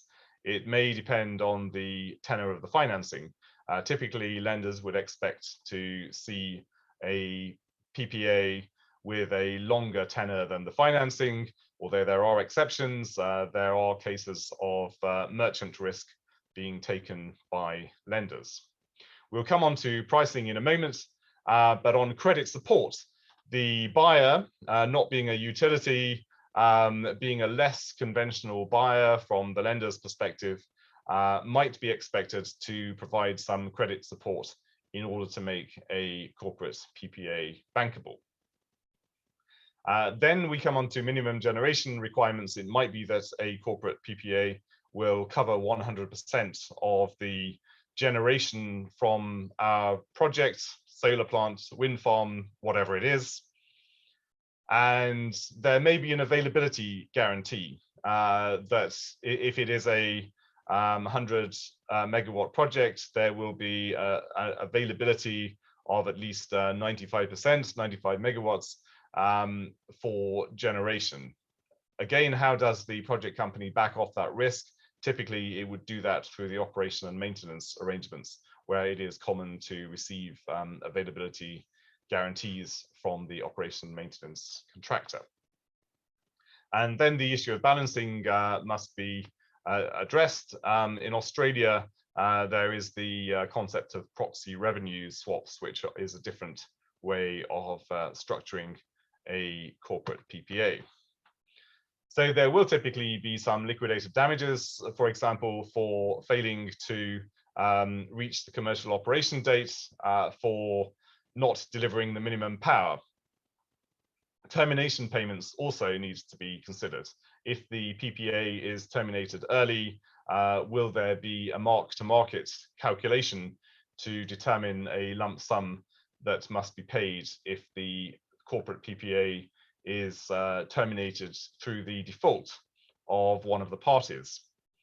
In the case of force majeure, there are typically force majeure provisions, so that if it is impossible for the generator to generate, there will be some form of relief. On the other side of the coin, it is rarely impossible for the buyer to pay money. The inability to pay money is rarely seen as an excuse in force majeure. If there is termination for force majeure, typically the loss will lie where it falls. Change of law. In renewables projects, we have seen many cases of changes of law around Europe and around the world, and power purchase agreements somehow have to adapt to that. What are the change of law provisions going to be like? Well, very often there will be an agreement that if there is a change of law, the parties will negotiate in good faith amendments to the PPA to try to maintain the commercial balance that was originally negotiated. And then lastly, the PPA may contain some corporate procurement provisions. We mentioned the marketing consumer importance of green energy, and it may well be that the off-taker would like to come to the site and take photographs and generally promote itself as having a green PPA. The last point I will cover is pricing structures in corporate PPAs that we have seen here in Poland. Sometimes there will be a fixed price which has no possibility for escalation over the tenor of the PPA. But if that is a longer tenor, 5 or 10 years, it might reasonably be expected that there will be some indexation, whether by reference to the consumer prices index or some more specific energy-related index. There might be a stepped price per megawatt hour with agreed increases over the course of the PPA. And otherwise, the pricing might be structured as a discount to the wholesale price, subject to a cap and a floor. So that's a flavor of what we have seen in Poland for corporate PPAs. And I very much hope that Ukraine will be able to take the best of what Poland has seen in its corporate PPAs and learn from any of the things that Poland might do differently for future PPAs. Happy to take any questions.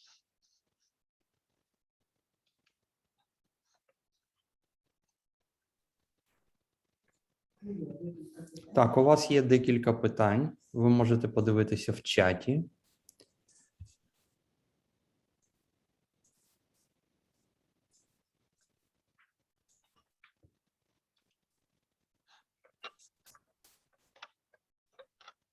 Максим Сисоєв і Віталій Радченко.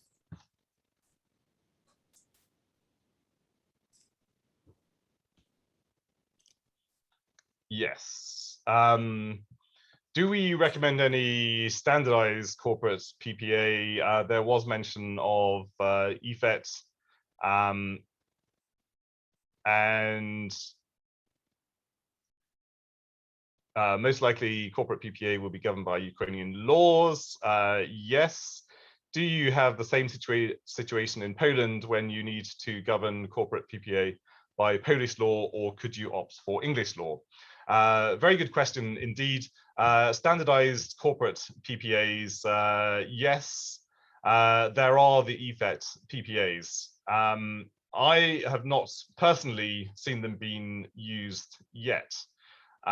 We have done corporate PPAs on the basis of ISDA agreements, the International Swaps and Derivatives Association, which is very similar to EFET. In fact, the EFET contracts are based on ISDA contracts. For some reason, the parties on the deals we've done tend to be a bit more familiar with ISDA, and under an ISDA contract, you can trade any sort of derivative, be it simple interest rate hedging, currency hedging, or a weather derivative. And often the kind of players who are in corporate PPAs might be those who are doing weather derivatives, for example, under ISDAs. So we have seen ISDAs being used. We've also drafted bespoke corporate PPAs for some of our clients who have wanted to have their own bespoke corporate PPAs, which can be a bit simpler than an ISDA contract, because an ISDA master agreement contains so much that is not necessarily relevant to a corporate PPA. In terms of governing law, if it is ISDA-based, typically it will be English law as the governing law. There are some jurisdictions that have their own ISDA agreements governed by their domestic law, but English law works very well for ISDA, especially when it comes to things like set-off. In Poland, we have certainly had bespoke Polish law governed PPAs. So I think the answer is that it depends very much on the buyer and the seller, and it also depends on the lenders, whether the lenders have any particular requirements. If there are international lenders, they may be more keen to see English law.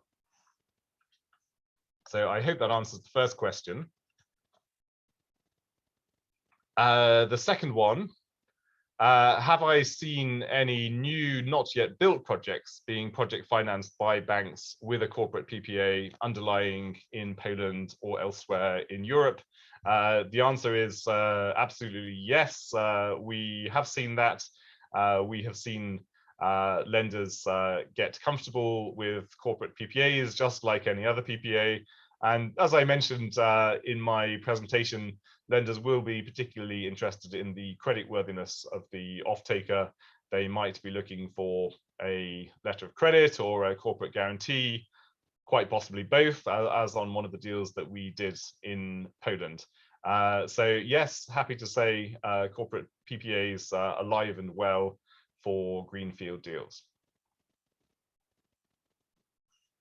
Do we have any other questions?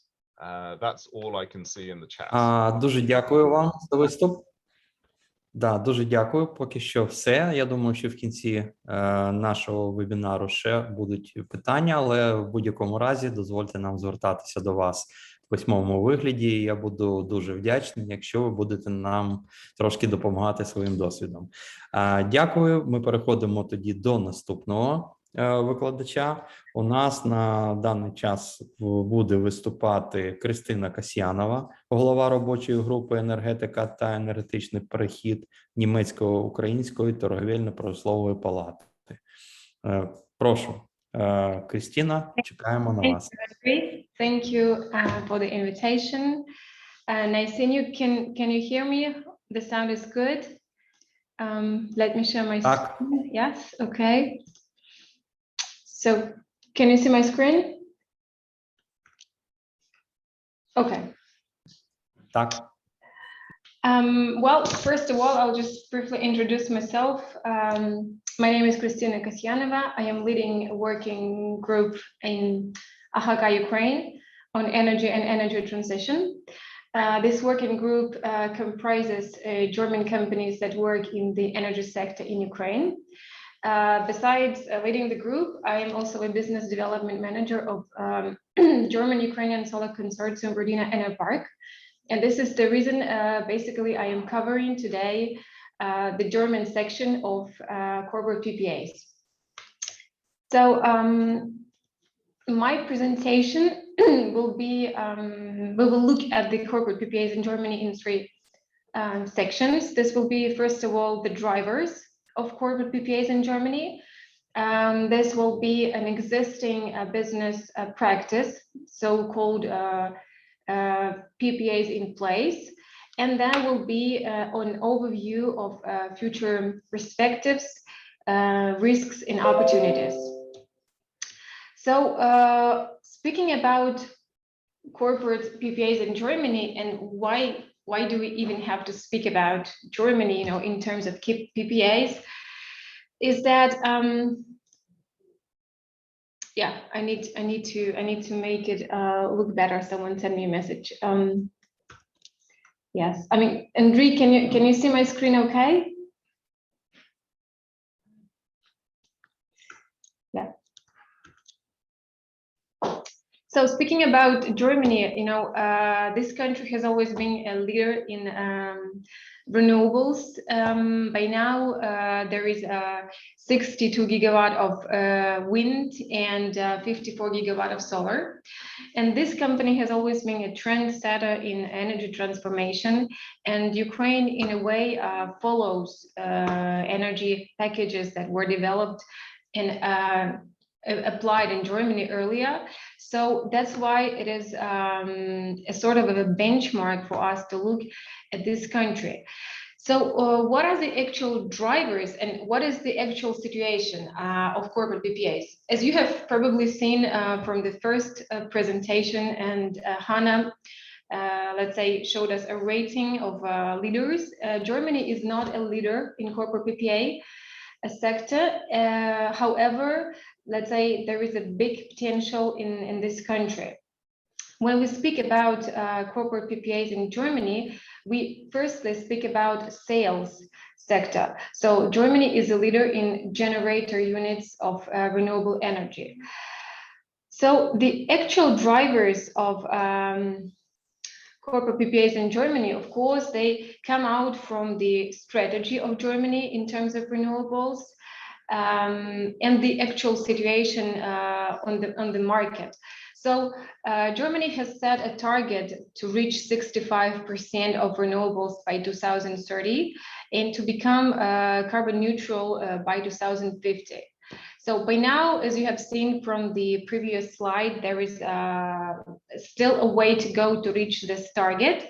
Let's say we need 10 more gigawatts of wind and something roughly 50 gigawatt of solar. So this means that there is potential and a need for additional renewable sources in Germany. And this is the driver number one.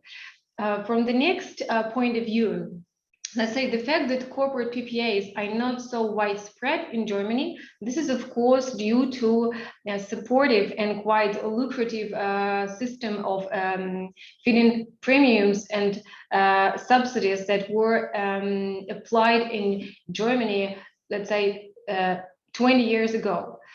So starting from 2021 up to 2031, renewable energy units will start running out of these feed-in premiums and subsidy programs. So they will reach the end of the guaranteed remuneration. It means that this power plants and the owners, they will have to find new market-driving models.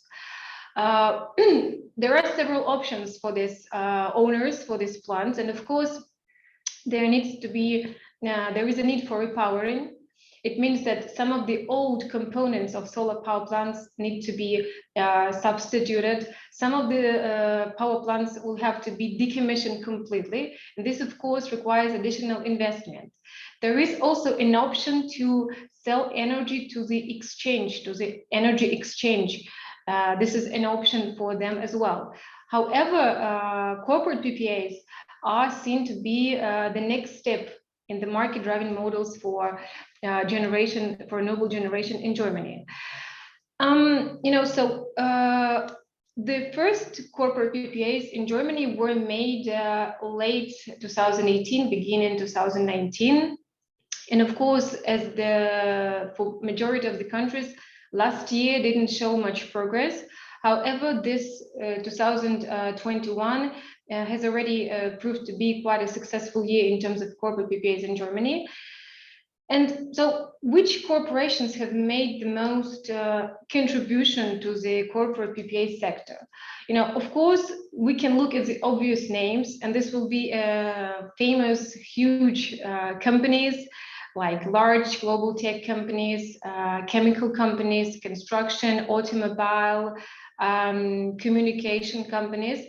But some of them I would like to highlight in particular. So for this webinar, I've, let's say, prepared information from the open sources, and it can be easily found as well. There is a list of corporate PPAs that were quite famous, and they have been seen as a benchmark for other countries. But I will, due to the limited timeframes, I will stop at some particular deals that are interesting to look at. The first corporate PPA in Germany, and this was already mentioned by Hannah, this is a 46 megawatt plant contract actually made between Stadtkraft and Daimler. Daimler, it is, let's say, a brighter representative of car sector in Germany. And this has been the first step in corporate PPAs in Germany. The next, leader of automobile industry in Germany is Volkswagen, and the generator in this corporate PPA is RWE. This is a German company, and they made a contract in terms of Volkswagen program Road to Zero. So this company has set a target to become zero, let's say, in terms of their emissions by 2050. And they are increasing their share of renewables for their production. So let's say on the website of Volkswagen, there is a specific program which I am sure will include making further corporate PPAs. The next example, which is interesting to look at, it comes from the construction sector, and this is more applicable to my previous colleague and Dan. He probably knows about this deal because this contract was made between Heidelberg Cement. This is a leader in construction mixes in concrete and other construction materials. This is a German company, but this particular contract was made between their Polish entity. And the solar power plant is located in Witnica, just on the border with Germany. The generator, the seller here is BayWa Renewable Energy, a German company. Of course, this corporate PPA, of course, serves, let's say, as an example of reducing CO2 emissions and transforming the production to sustainable energy policy. Some of other examples we may touch here. This is corporate PPA made between Deutsche Telekom and Vattenfall. Yes, we can actually see that there is quite an extensive share of Danish, Norwegian companies that are they have been active in corporate PPAs, earlier than anybody else. So this contract was made for 60 megawatts, and this ensures the available of critical infrastructure systems for Deutsche Telekom. One of the most, prominent and probably important for me example is a contract between Enerpark and Deutsche Bahn.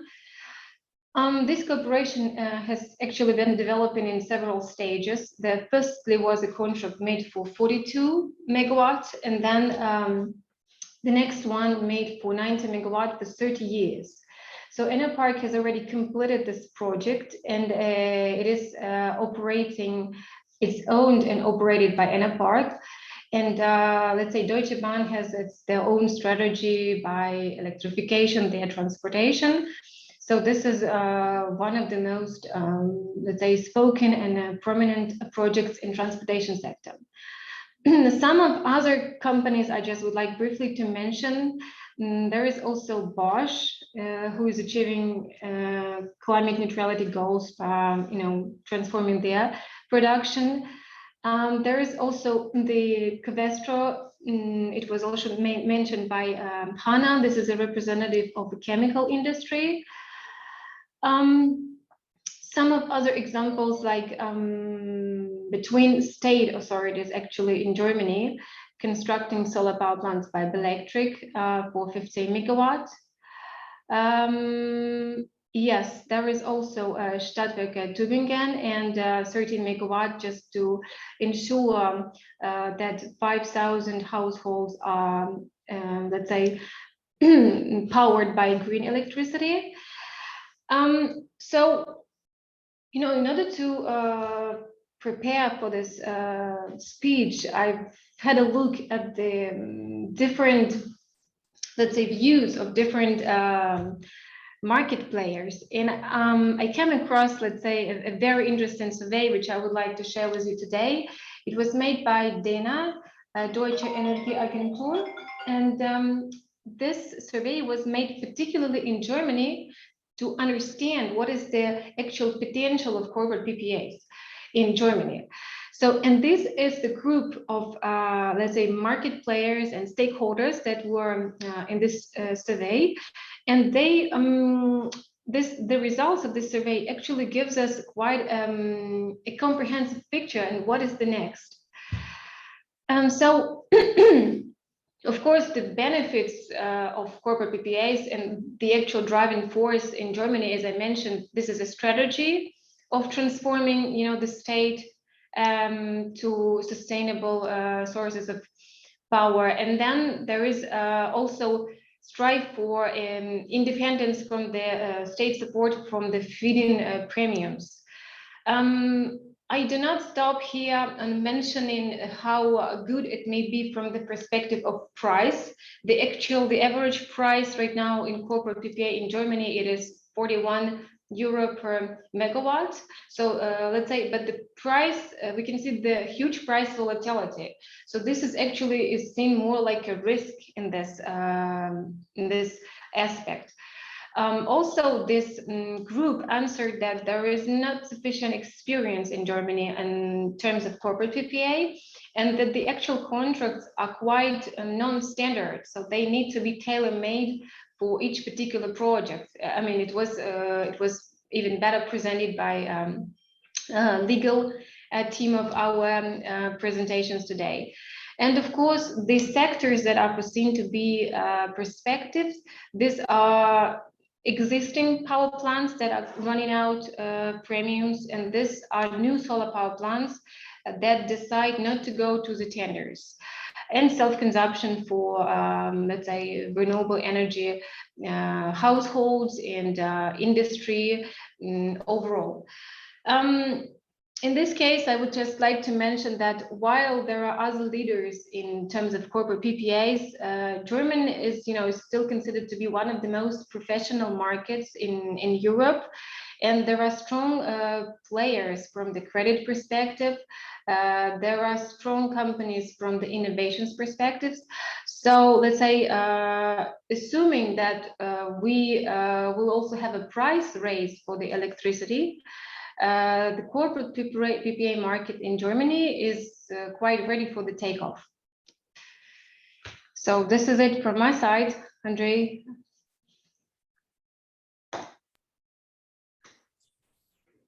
Дуже дякую вам за таку чудову презентацію. У нас є питання, два питання. Якщо ви подивитесь в чаті, будь ласка, прошу відповісти.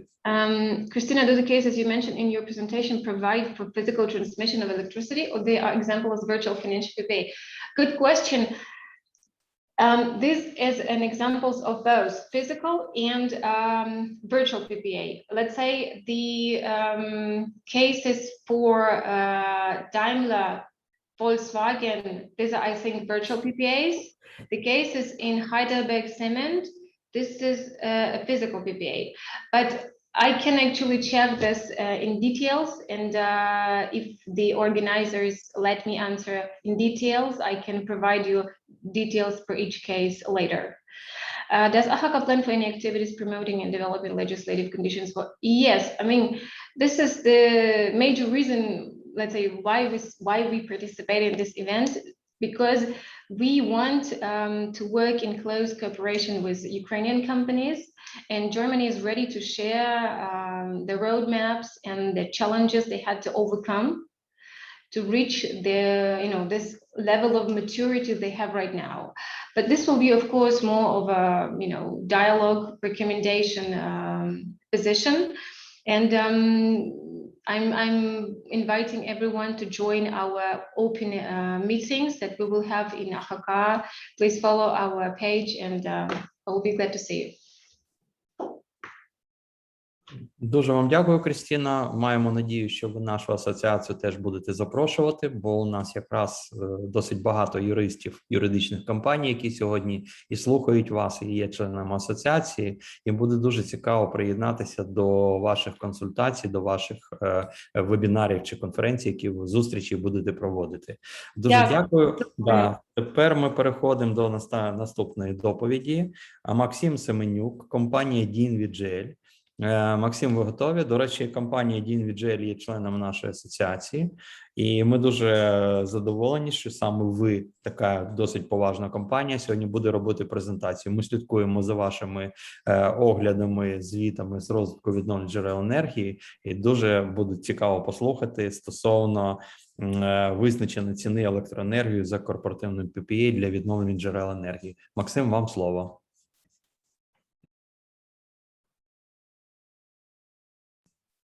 Поки вас Thank you very much, Andrei. Thank you, and good afternoon, everyone.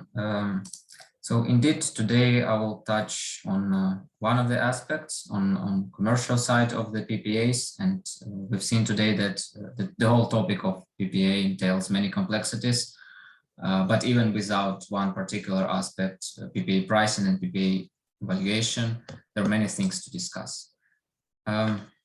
Let me start sharing my screen.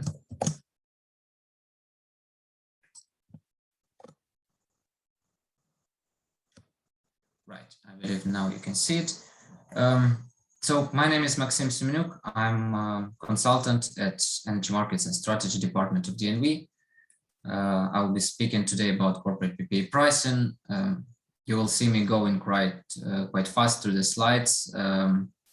The reason being is that there's a lot to say. There is quite a limited time, but I do hope that slides will be shared afterwards, and I tried to add some text and try to add some explanations to them, so they should be self-sufficient, but I also want to know that I'm always happy to connect both in English and in Ukrainian, would there be any further questions.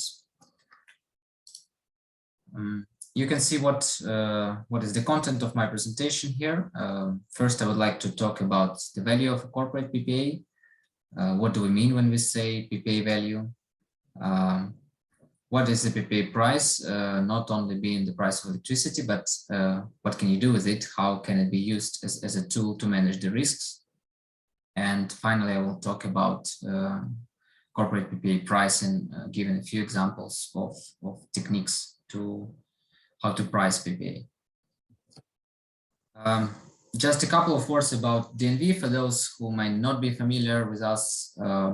DNV is a global independent assurance and risk management company. We have close to 12,000 employees operating in more than 100 countries, and we deliver advisory and assurance services across multiple sectors, including maritime, energy, management system certification, and supply chain assurance and digital solutions. In the energy, we ensure that energy system works safely. We provide advisory, verifying, monitoring, and certification services. Of course, pursuing the target of decarbonization and safe energy system. We've been working in Ukraine recently. In fact, we are present here for the past 15 years and mainly providing advisory to Ukrainian government, regulatory advisory, but also project support to renewable developers. And some of our lighthouse projects that are known in the Ukraine include wholesale market structure review, advisory on Ukrainian electricity market, and support scheme legislation. And here you can just see some selected customers of DNV, which include governments, investors, developers, financial institutions, manufacturers, and yeah, basically all sorts of companies that are active in the energy sector or have some relevance with the energy sector. So, value of a corporate PPA. What is it? Why do we need to talk about it? The value of a PPA, in fact, it is related to the economic savings because PPA is an alternative way of selling electricity for generator or buying electricity for corporate. So when we talk about value, we always compare PPA with an alternative way of procuring this energy or positioning it on the market. And in this way, the value is about economic savings or loss that seller or buyer encounters when choosing for long-term PPA instead of selling electricity at the market price on an hourly basis. So these are two alternatives. It's either full merchant situation when one positions electricity on the market, or it's a long-term PPA contract. Because of their nature, because PPA contracts are long-term agreements, they do commit buyer and seller to trade future electricity at today negotiated prices. And this is where the entire discussion of price and value comes into play, because uncertainty in the future prices leaves both buyers and sellers with large exposure to market dynamics and to price volatility in the future. And if we look a little bit about the typical risks that are present under any PPA, these are some of the examples that you see in this slide. So it's price risk, it's profile risk, imbalance performance, and so on. Not going into them in detail, what I want to say is that depending on specific PPA structure, the allocation of the risks will vary. And in certain structures, producer will bear more risks, in other it will be off-taker. And the point is that price is one of the tools or one of the mechanisms that allows to reflect those risks. In other words, meaning that if certain party is taking more risks, it will probably be willing to accept compensation in terms of higher price if it is seller, or in terms of a discount if it is a buyer. Quite a complex slide. I will not go through all of the details. I do encourage you to take a look, but basically what it shows is that there is a certain basic value of the PPA, which is just the value of the electricity that is provided. And you can see it on the left-hand side as a base load revenue. If we consider the point of view of seller or of developer of an asset, he wants to sell electricity. So initial value is just base load revenue. Now there is a number of risks that may positively or negatively affect the final value. And the combination of these risks is of course not known in advance, but some of those risks can be modeled, they can be estimated, assessed, predicted, and in such way provide a little bit more certainty to parties involved in PPA. So as said, these risks or these factors, they can be classified. The first group being merchant risks. These risks include price, profile, imbalance risks, and cannibalization risks. These factors directly affect assumed baseload revenue, and they come as a result of market development. There are operational factors that mainly concern performance of an asset, but also have to do with weather conditions and let's say, the output of the generation asset. And there's a number of non-technical risks, which are like regulatory, legal risks, force majeure, which were mentioned by previous speakers. A little bit harder to model, sometimes impossible to model, but they also do need to be taken into account. And a good way of taking into account all of those risks is reflecting them in the price of a PPA. So speaking about the PPA price, as I said, PPA price and pricing structures they have to be seen as a tool to reflect anticipated risks. So it's not only about the electricity that is being procured, it's also providing leverage to seller and buyer to represent their perception of the risks under PPA. And this price and pricing structure, they are very flexible, they vary. As mentioned, there are fixed price structures, there are market-based structures where price is either certain fixed value or it's a percentage of an index, or there is a cap and floor and some other arrangements. Basically, they're all created in order to provide this flexibility and to provide comfort to the parties that in the end, for the seller, PPA is profitable, for buyer, it is attractive as a way of procuring energy. And of course, what we do as a advisor, we serve clients and we support them in identifying what is the best way to price particular PPA, what is the best way to price particular structure. Depending on the volume structure, depending on the delivery, whether it is physical or virtual PPA, there will be different ways on how to approach the pricing and how to value the PPA. So when we speak about pricing, there are multiple ways of doing it. I just want to show you a few examples to give you sort of a taste how it can look like. What is it about? What factors do need to be taken into account? And the first example that I would like to present, it might be known to those familiar with trading. It's a mark-to-market PPA assessment, where we look at the net present value of electricity that will be traded under the PPA. And the underlying theory is that PPA is seen as an alternative to selling energy on the market. And therefore, PPA price is determining whether PPA is financially preferred over positioning your electricity at the market. So this assessment helps to understand whether a certain price and certain payment structure is financially more attractive or less attractive than fully merchant exposure. In order to perform such an analysis, one estimates the total revenues as a sum of PPA revenue, so what is negotiated under the contract, and whatever electricity is not sold under PPA will likely go at the wholesale market. So one needs to sum up those two components and compare the total with fully merchant exposure.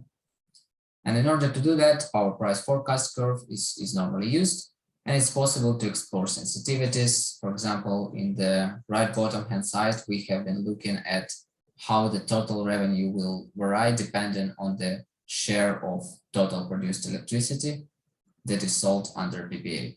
Let's say if we have 50 megawatt power plant, what happens if 10 megawatt is sold under PPA or 40 megawatt is sold under PPA? So roughly by looking at this difference, by taking a forward power price curve, one can do some estimates and compare this situation to a fully merchant exposure.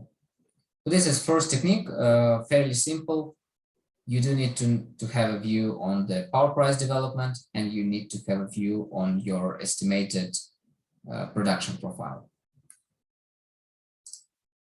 In the second technique, it's an advanced version or elaborated version of the previous one, where instead of a single power price forecast curve, one has to use thousands of futures. So this is called Monte Carlo simulation. It's an advanced statistical technique, and it allows to realistically represent the correlation between power price development, hourly generation mix, and other market dynamics. And it is possible in such a way to capture all different combinations, all different scenarios, and derive typical metrics that are known to investors, such as P50, P90 percentile of expected revenue. So this particular technique is favored by investors in a more advanced stage of PPA negotiating when looking for project financing. This is the type of numbers that investors will be looking for. So at DNV, we have made one step further. We have enriched this standard statistical approach with consideration of market imbalances and other price dynamics. I want to say that this is the first of its type model because it captures all primary merchant risks in a single simulation, and it allows to estimate what is the fair PPA price or what is the expected revenue for the PPA. So with this model, we are able to derive a fair PPA price for a given power plant. So not for a representative plant in the market, but for a specific location, for a specific electricity market, and for a specific size of the power plant, being very important and being very relevant for the end revenue of the project. So our model combines as specific inputs with market inputs, and it builds upon historic data as well as the forecasts. The result is presented as a distribution rather than a single price. And the advantage of having this distribution is that developers and investors have better insight into uncertainties. Because what you see often in the market is solutions that provide single price or single fair PPA price. It can be useful, but we found a way to do it, let's say, with more insight and to do it in a more advanced way.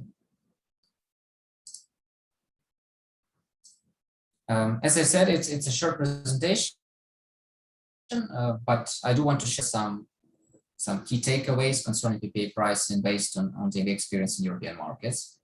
And I think the first key takeaway that I would like to share is that multiple structures are possible for each PPA. So regardless of the market, regardless of the jurisdiction we are talking about, there's a lot of flexibility. Although there are standards, the standards usually prescribe, they don't really prescribe anything. They mention the terms that need to be elaborated in the PPA, but they do not prescribe what type of price structure you have to choose. This is really where the flexibility comes into play, where buyer and seller can agree on what is comfortable for both of them. What is important is that pricing structure, they need to reflect market dynamics. So pricing structures in Ukraine and, for example, in the Netherlands will vary a lot. The reason being is that market dynamics is different, and in order to provide sufficient hedge, so in more volatile markets, different pricing structure may be applicable, while in the more stable markets, for example, index-based price structure is really what is favored. Because this market dynamics is not always known in advance, and because we're talking about long-term agreements, often 10 to 15 years, the factors in pricing formulas, they're really difficult to select without reliable forecasts. So as I said, the entire discussion of PPA evaluation comes into play only because of the fact that we are negotiating long-term contract based on today information. And therefore, dedicated modeling for each of the pricing approaching is something that one needs to do. And it does allow to compare the benefits of specific price structure for a specific market. So these were some of the key takeaways that I would like to share. You will be able, as you receive my slides, to take a look at some of the services and insights that DNV provides. There's a lot of useful material publicly available on the website. I do encourage you to take a look. But for now, that was what I wanted to share. So I'm happy to take any questions, and thank you for your attention. Andrei, you're on mute. Да, дякую, пане Максиме, за чудову презентацію, але у нас знов-таки є питання для вас в чаті. Якщо можна відповідати, відповідайте, будь ласка. Yes, let me take a look, please. Yeah, is the DNV pricing model available? Does work in Ukraine? The answer is that the model has been applied in European markets. I do not see any reason why it would not be applied in Ukraine. So I do expect that we can do it in Ukrainian markets. Yes. Дуже дякую. Дуже дякую, пане Максим. Може, будуть далі ще якісь питання для вас. А поки що ми трошки вибили з часу, ми хочемо закінчити наш вебінар. І останню презентацію нам зробить Марина Грицишина, компанія Сенка Харенка. Вона є член секретаріату Української вітроенергетичної асоціації. Марина, вам слово. Thank you. We decided to end up our presentation, our webinar, with the presentation regarding the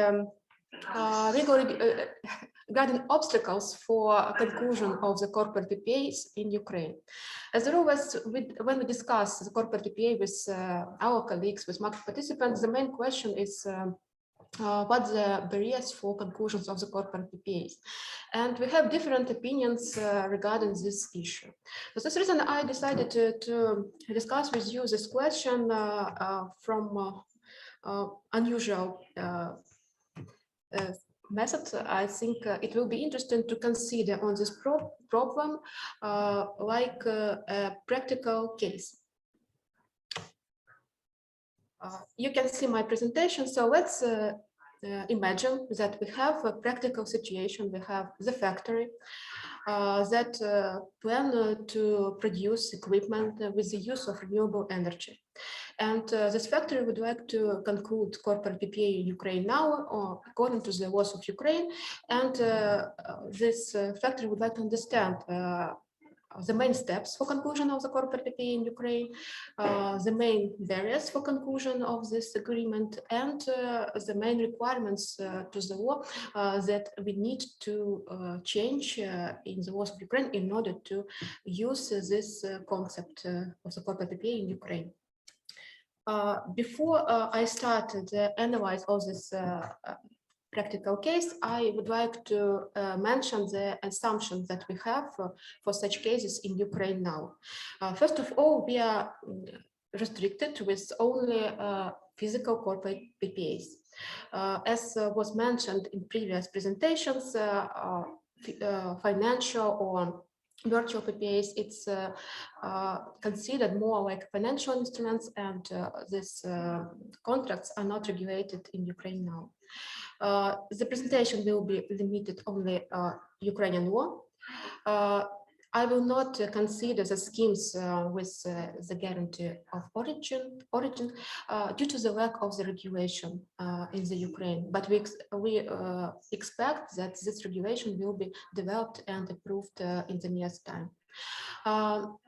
I also try to be practical in this presentation and to consider the practical approach for such a case. And we have time frame, just 15 minutes and even a short period, take into account that we expected to finish our presentation before 1 p.m.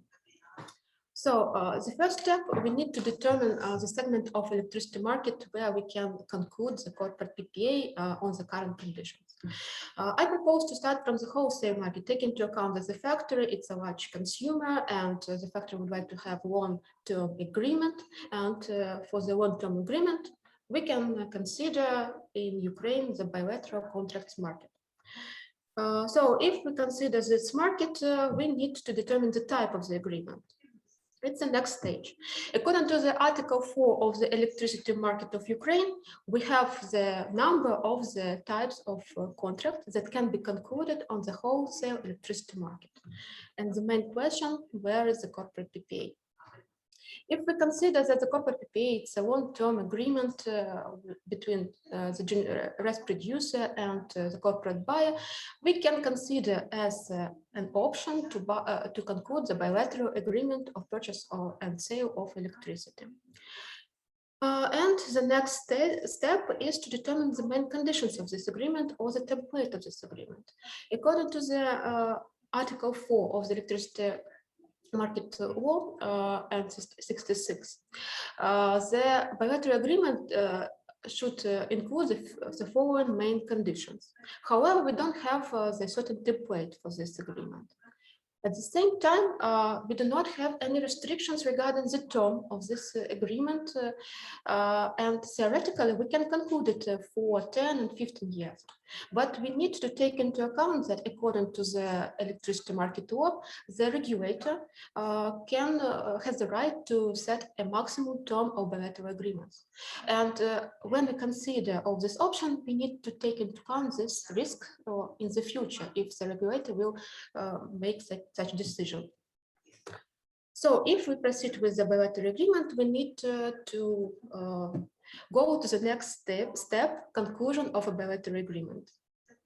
According to Article 66 of the electricity market law, market participants have the right to freely choose a counterparty under the bilateral agreement and to conclude it without any restriction. However, if you remember, we have some changes in the electricity market laws, and for the period from September this year and to April 2022, all bilateral agreements are subject to conclusion as a result of electronic auctions. The procedure of these auctions is determined by the Cabinet of Ministers. And if we looked on the procedure of this auction that is available now, we can find that for renewable auctions, we have just the bilateral agreement with the term 1 year. So we understand that due to these restrictions, we cannot conclude the corporate PPA now, but after April 2022, we can theoretically consider such option. If we proceed to analyze this option, we understand that in order to become a participant of the wholesale market, the customer shall to become a market participant. In this case, we have certain requirements. I will not describe all these requirements because we have not enough time for this presentation, and most of you know how to become a market participants. And I think for industrial company, it can be rather difficult than for producer of electricity. So if we manage to receive the status of the market participant, we proceed to look for the renewable producer. According to the information from the website of the guaranteed buyer, we have over 900 of renewable producers with feed-in tariff. However, we have certain concerns regarding possibility to conclude with them corporate PPA. We have possibility, but we don't have their willing maybe to conclude for conclusion of the corporate PPA due to different conditions. For instance, when the company have feed-in tariff, this company have certain guarantees, state of taker, and certain level or tariff level. For this reason, we can consider the option for conclusion of the corporate PPA with the future renewable producers that have the project on the stage of construction. And if we decided to proceed with this all steps and to conclude of the corporate PPA, we still have a lot of preconditions. It's to wait until April 2022 to become market participants, to find some project with the future renewable producer, and to take all the risks. So maybe we can consider other options for the corporate PPA in Ukraine. And I propose to return on the step 1 and to consider the retail market. For the retail market, we have the option with direct line. This means the construction of the electricity line between corporate buyer and renewable producer. This option is possible when the corporate buyer has near its facility some renewable producer like solar or wind and others. And in this case, according to the rules of the retail market, the corporate buyer can conclude electricity supply agreement. If we decide to consider this option, on the next step, we need to consider the possibility for construction of direct line. And in this case, we need to receive the approval of the regulator. According to the electricity market law, we have 3 cases when the regulator can provide approval for construction of the direct line. Why? First of all, it is possible to receive approval if you need to construct direct line for your own premises.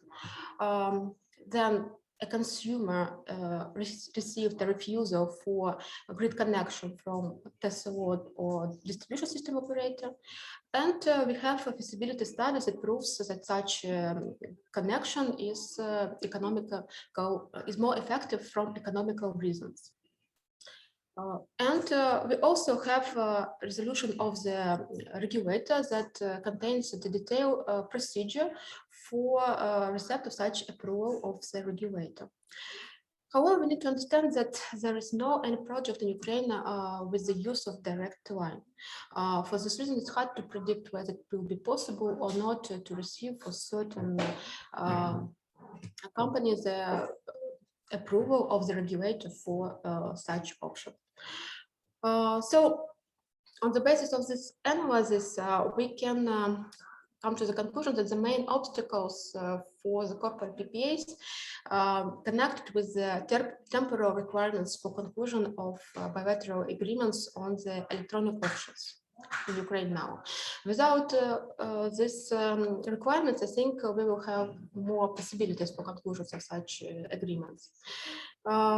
We have certain problems with the search of the renewable producers taking into account our previous supportive schemes.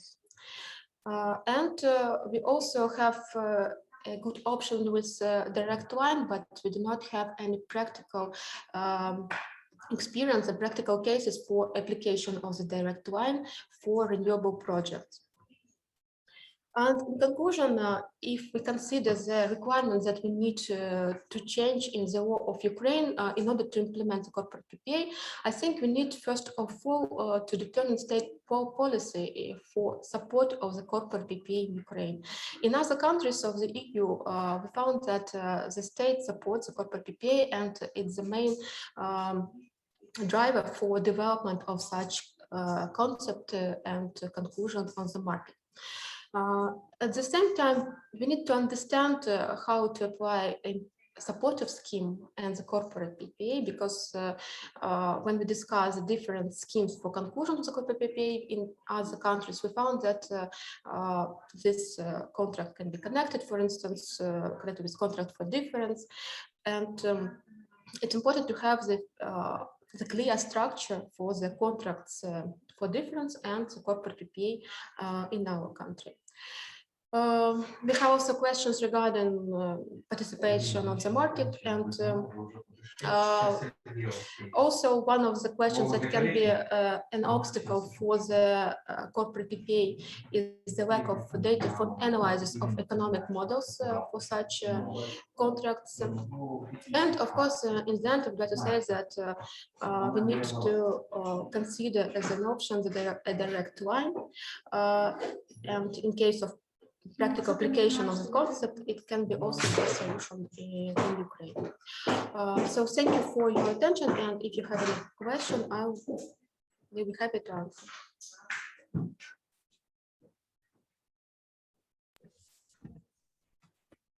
Дуже дякую, Маріна, за твій дуже змістовний виступ. У нас є над чим поговорити, подумати. У нас є тут два питання. Ярослав Петров написав, що він знає один з проєктів, який безпосередньо напряму працює. І друге питання якраз, що стосується фінансових PPA, життєдіяльності. Будь ласка, відповідь. As to the financial PPA, I think we can consider this option when we will have the development of our financial markets, first of all. Now, as far as I know, we just discussed some project connected with development of legislation as to derivative contracts. And on the current stage of development, I think we cannot apply the financial PPA in Ukraine. And our previous speakers mentioned the same opinion. As to the projects with the direct line, I can say that we discussed also with other representatives and state authorities. We do not know such a project, and if this project is connected with the three main exceptions that I mentioned, it's connected with own premises or other reasons like refusal of the transmission system operator, distribution system operator, it is possible. But I say about renewable producer, and for renewable producer, I think it will be hard to explain the economic effects for direct line, for instance, because we now work under the development of the electricity market according to the certain energy package, and our electricity market shall be based on the competition conditions. So it's the main answer for the question. Маріна, дуже дякую. Так, у нас, в принципі, всі питання ми відповіли. Я розумію, що питань поки що більше немає. дуже вдячний всім спікерам за свої презентації. Я дуже просив від спікерів, хто може поділитися нам, вислати в PDF-файлі свої презентації, щоб ми могли поширити їх і дати можливість ще детальніше вивчити слухачам, які або запізнилися, або хочуть більше подивитися на ці презентації. Я від Української вітроенергетичної асоціації хочу подякувати і всім спікерам, і організаторам, і перекладачу за досить змістовний вебінар, хоча ми трошки затягнули, але це дійсно нова абсолютна тема для України. Ми тільки починаємо про це говорити і впливати на зміни в законодавстві. Тому я думаю, що цей початок має бути продовженням і для всіх юридичних компаній, для всіх членів асоціації, і всіх, хто зацікавлений співпрацювати з Україною безпосередньо з нашою асоціацією. Ми відкриті, ми готові до діалогу і будемо вас також запрошувати на наші вебінари, які будемо проводити стосовно зміни законодавства для продовження розвитку відновлювальних джерел енергії. Можу єдине сказати, що відновлювальні джерела енергії у нас будуть поширюватись, незважаючи на всі борги, на всі проблеми. Нові механізми, які сьогодні будуть впроваджуватися в Україні, вони відкриють нову ланку для розвитку відновлювальних джерел енергії, бо ми хочемо бути незалежними, ми не хочемо воювати за газ природний з Росією, ми хочемо розвивати місцеві джерела, інвестувати в власну країну і розвивати саме технології з вітру та сонця. Всім дякую, тоді гарного всім дня, до побачення. Дякуємо. Дякую, до побачення. Побачення. До побачення. Дякую.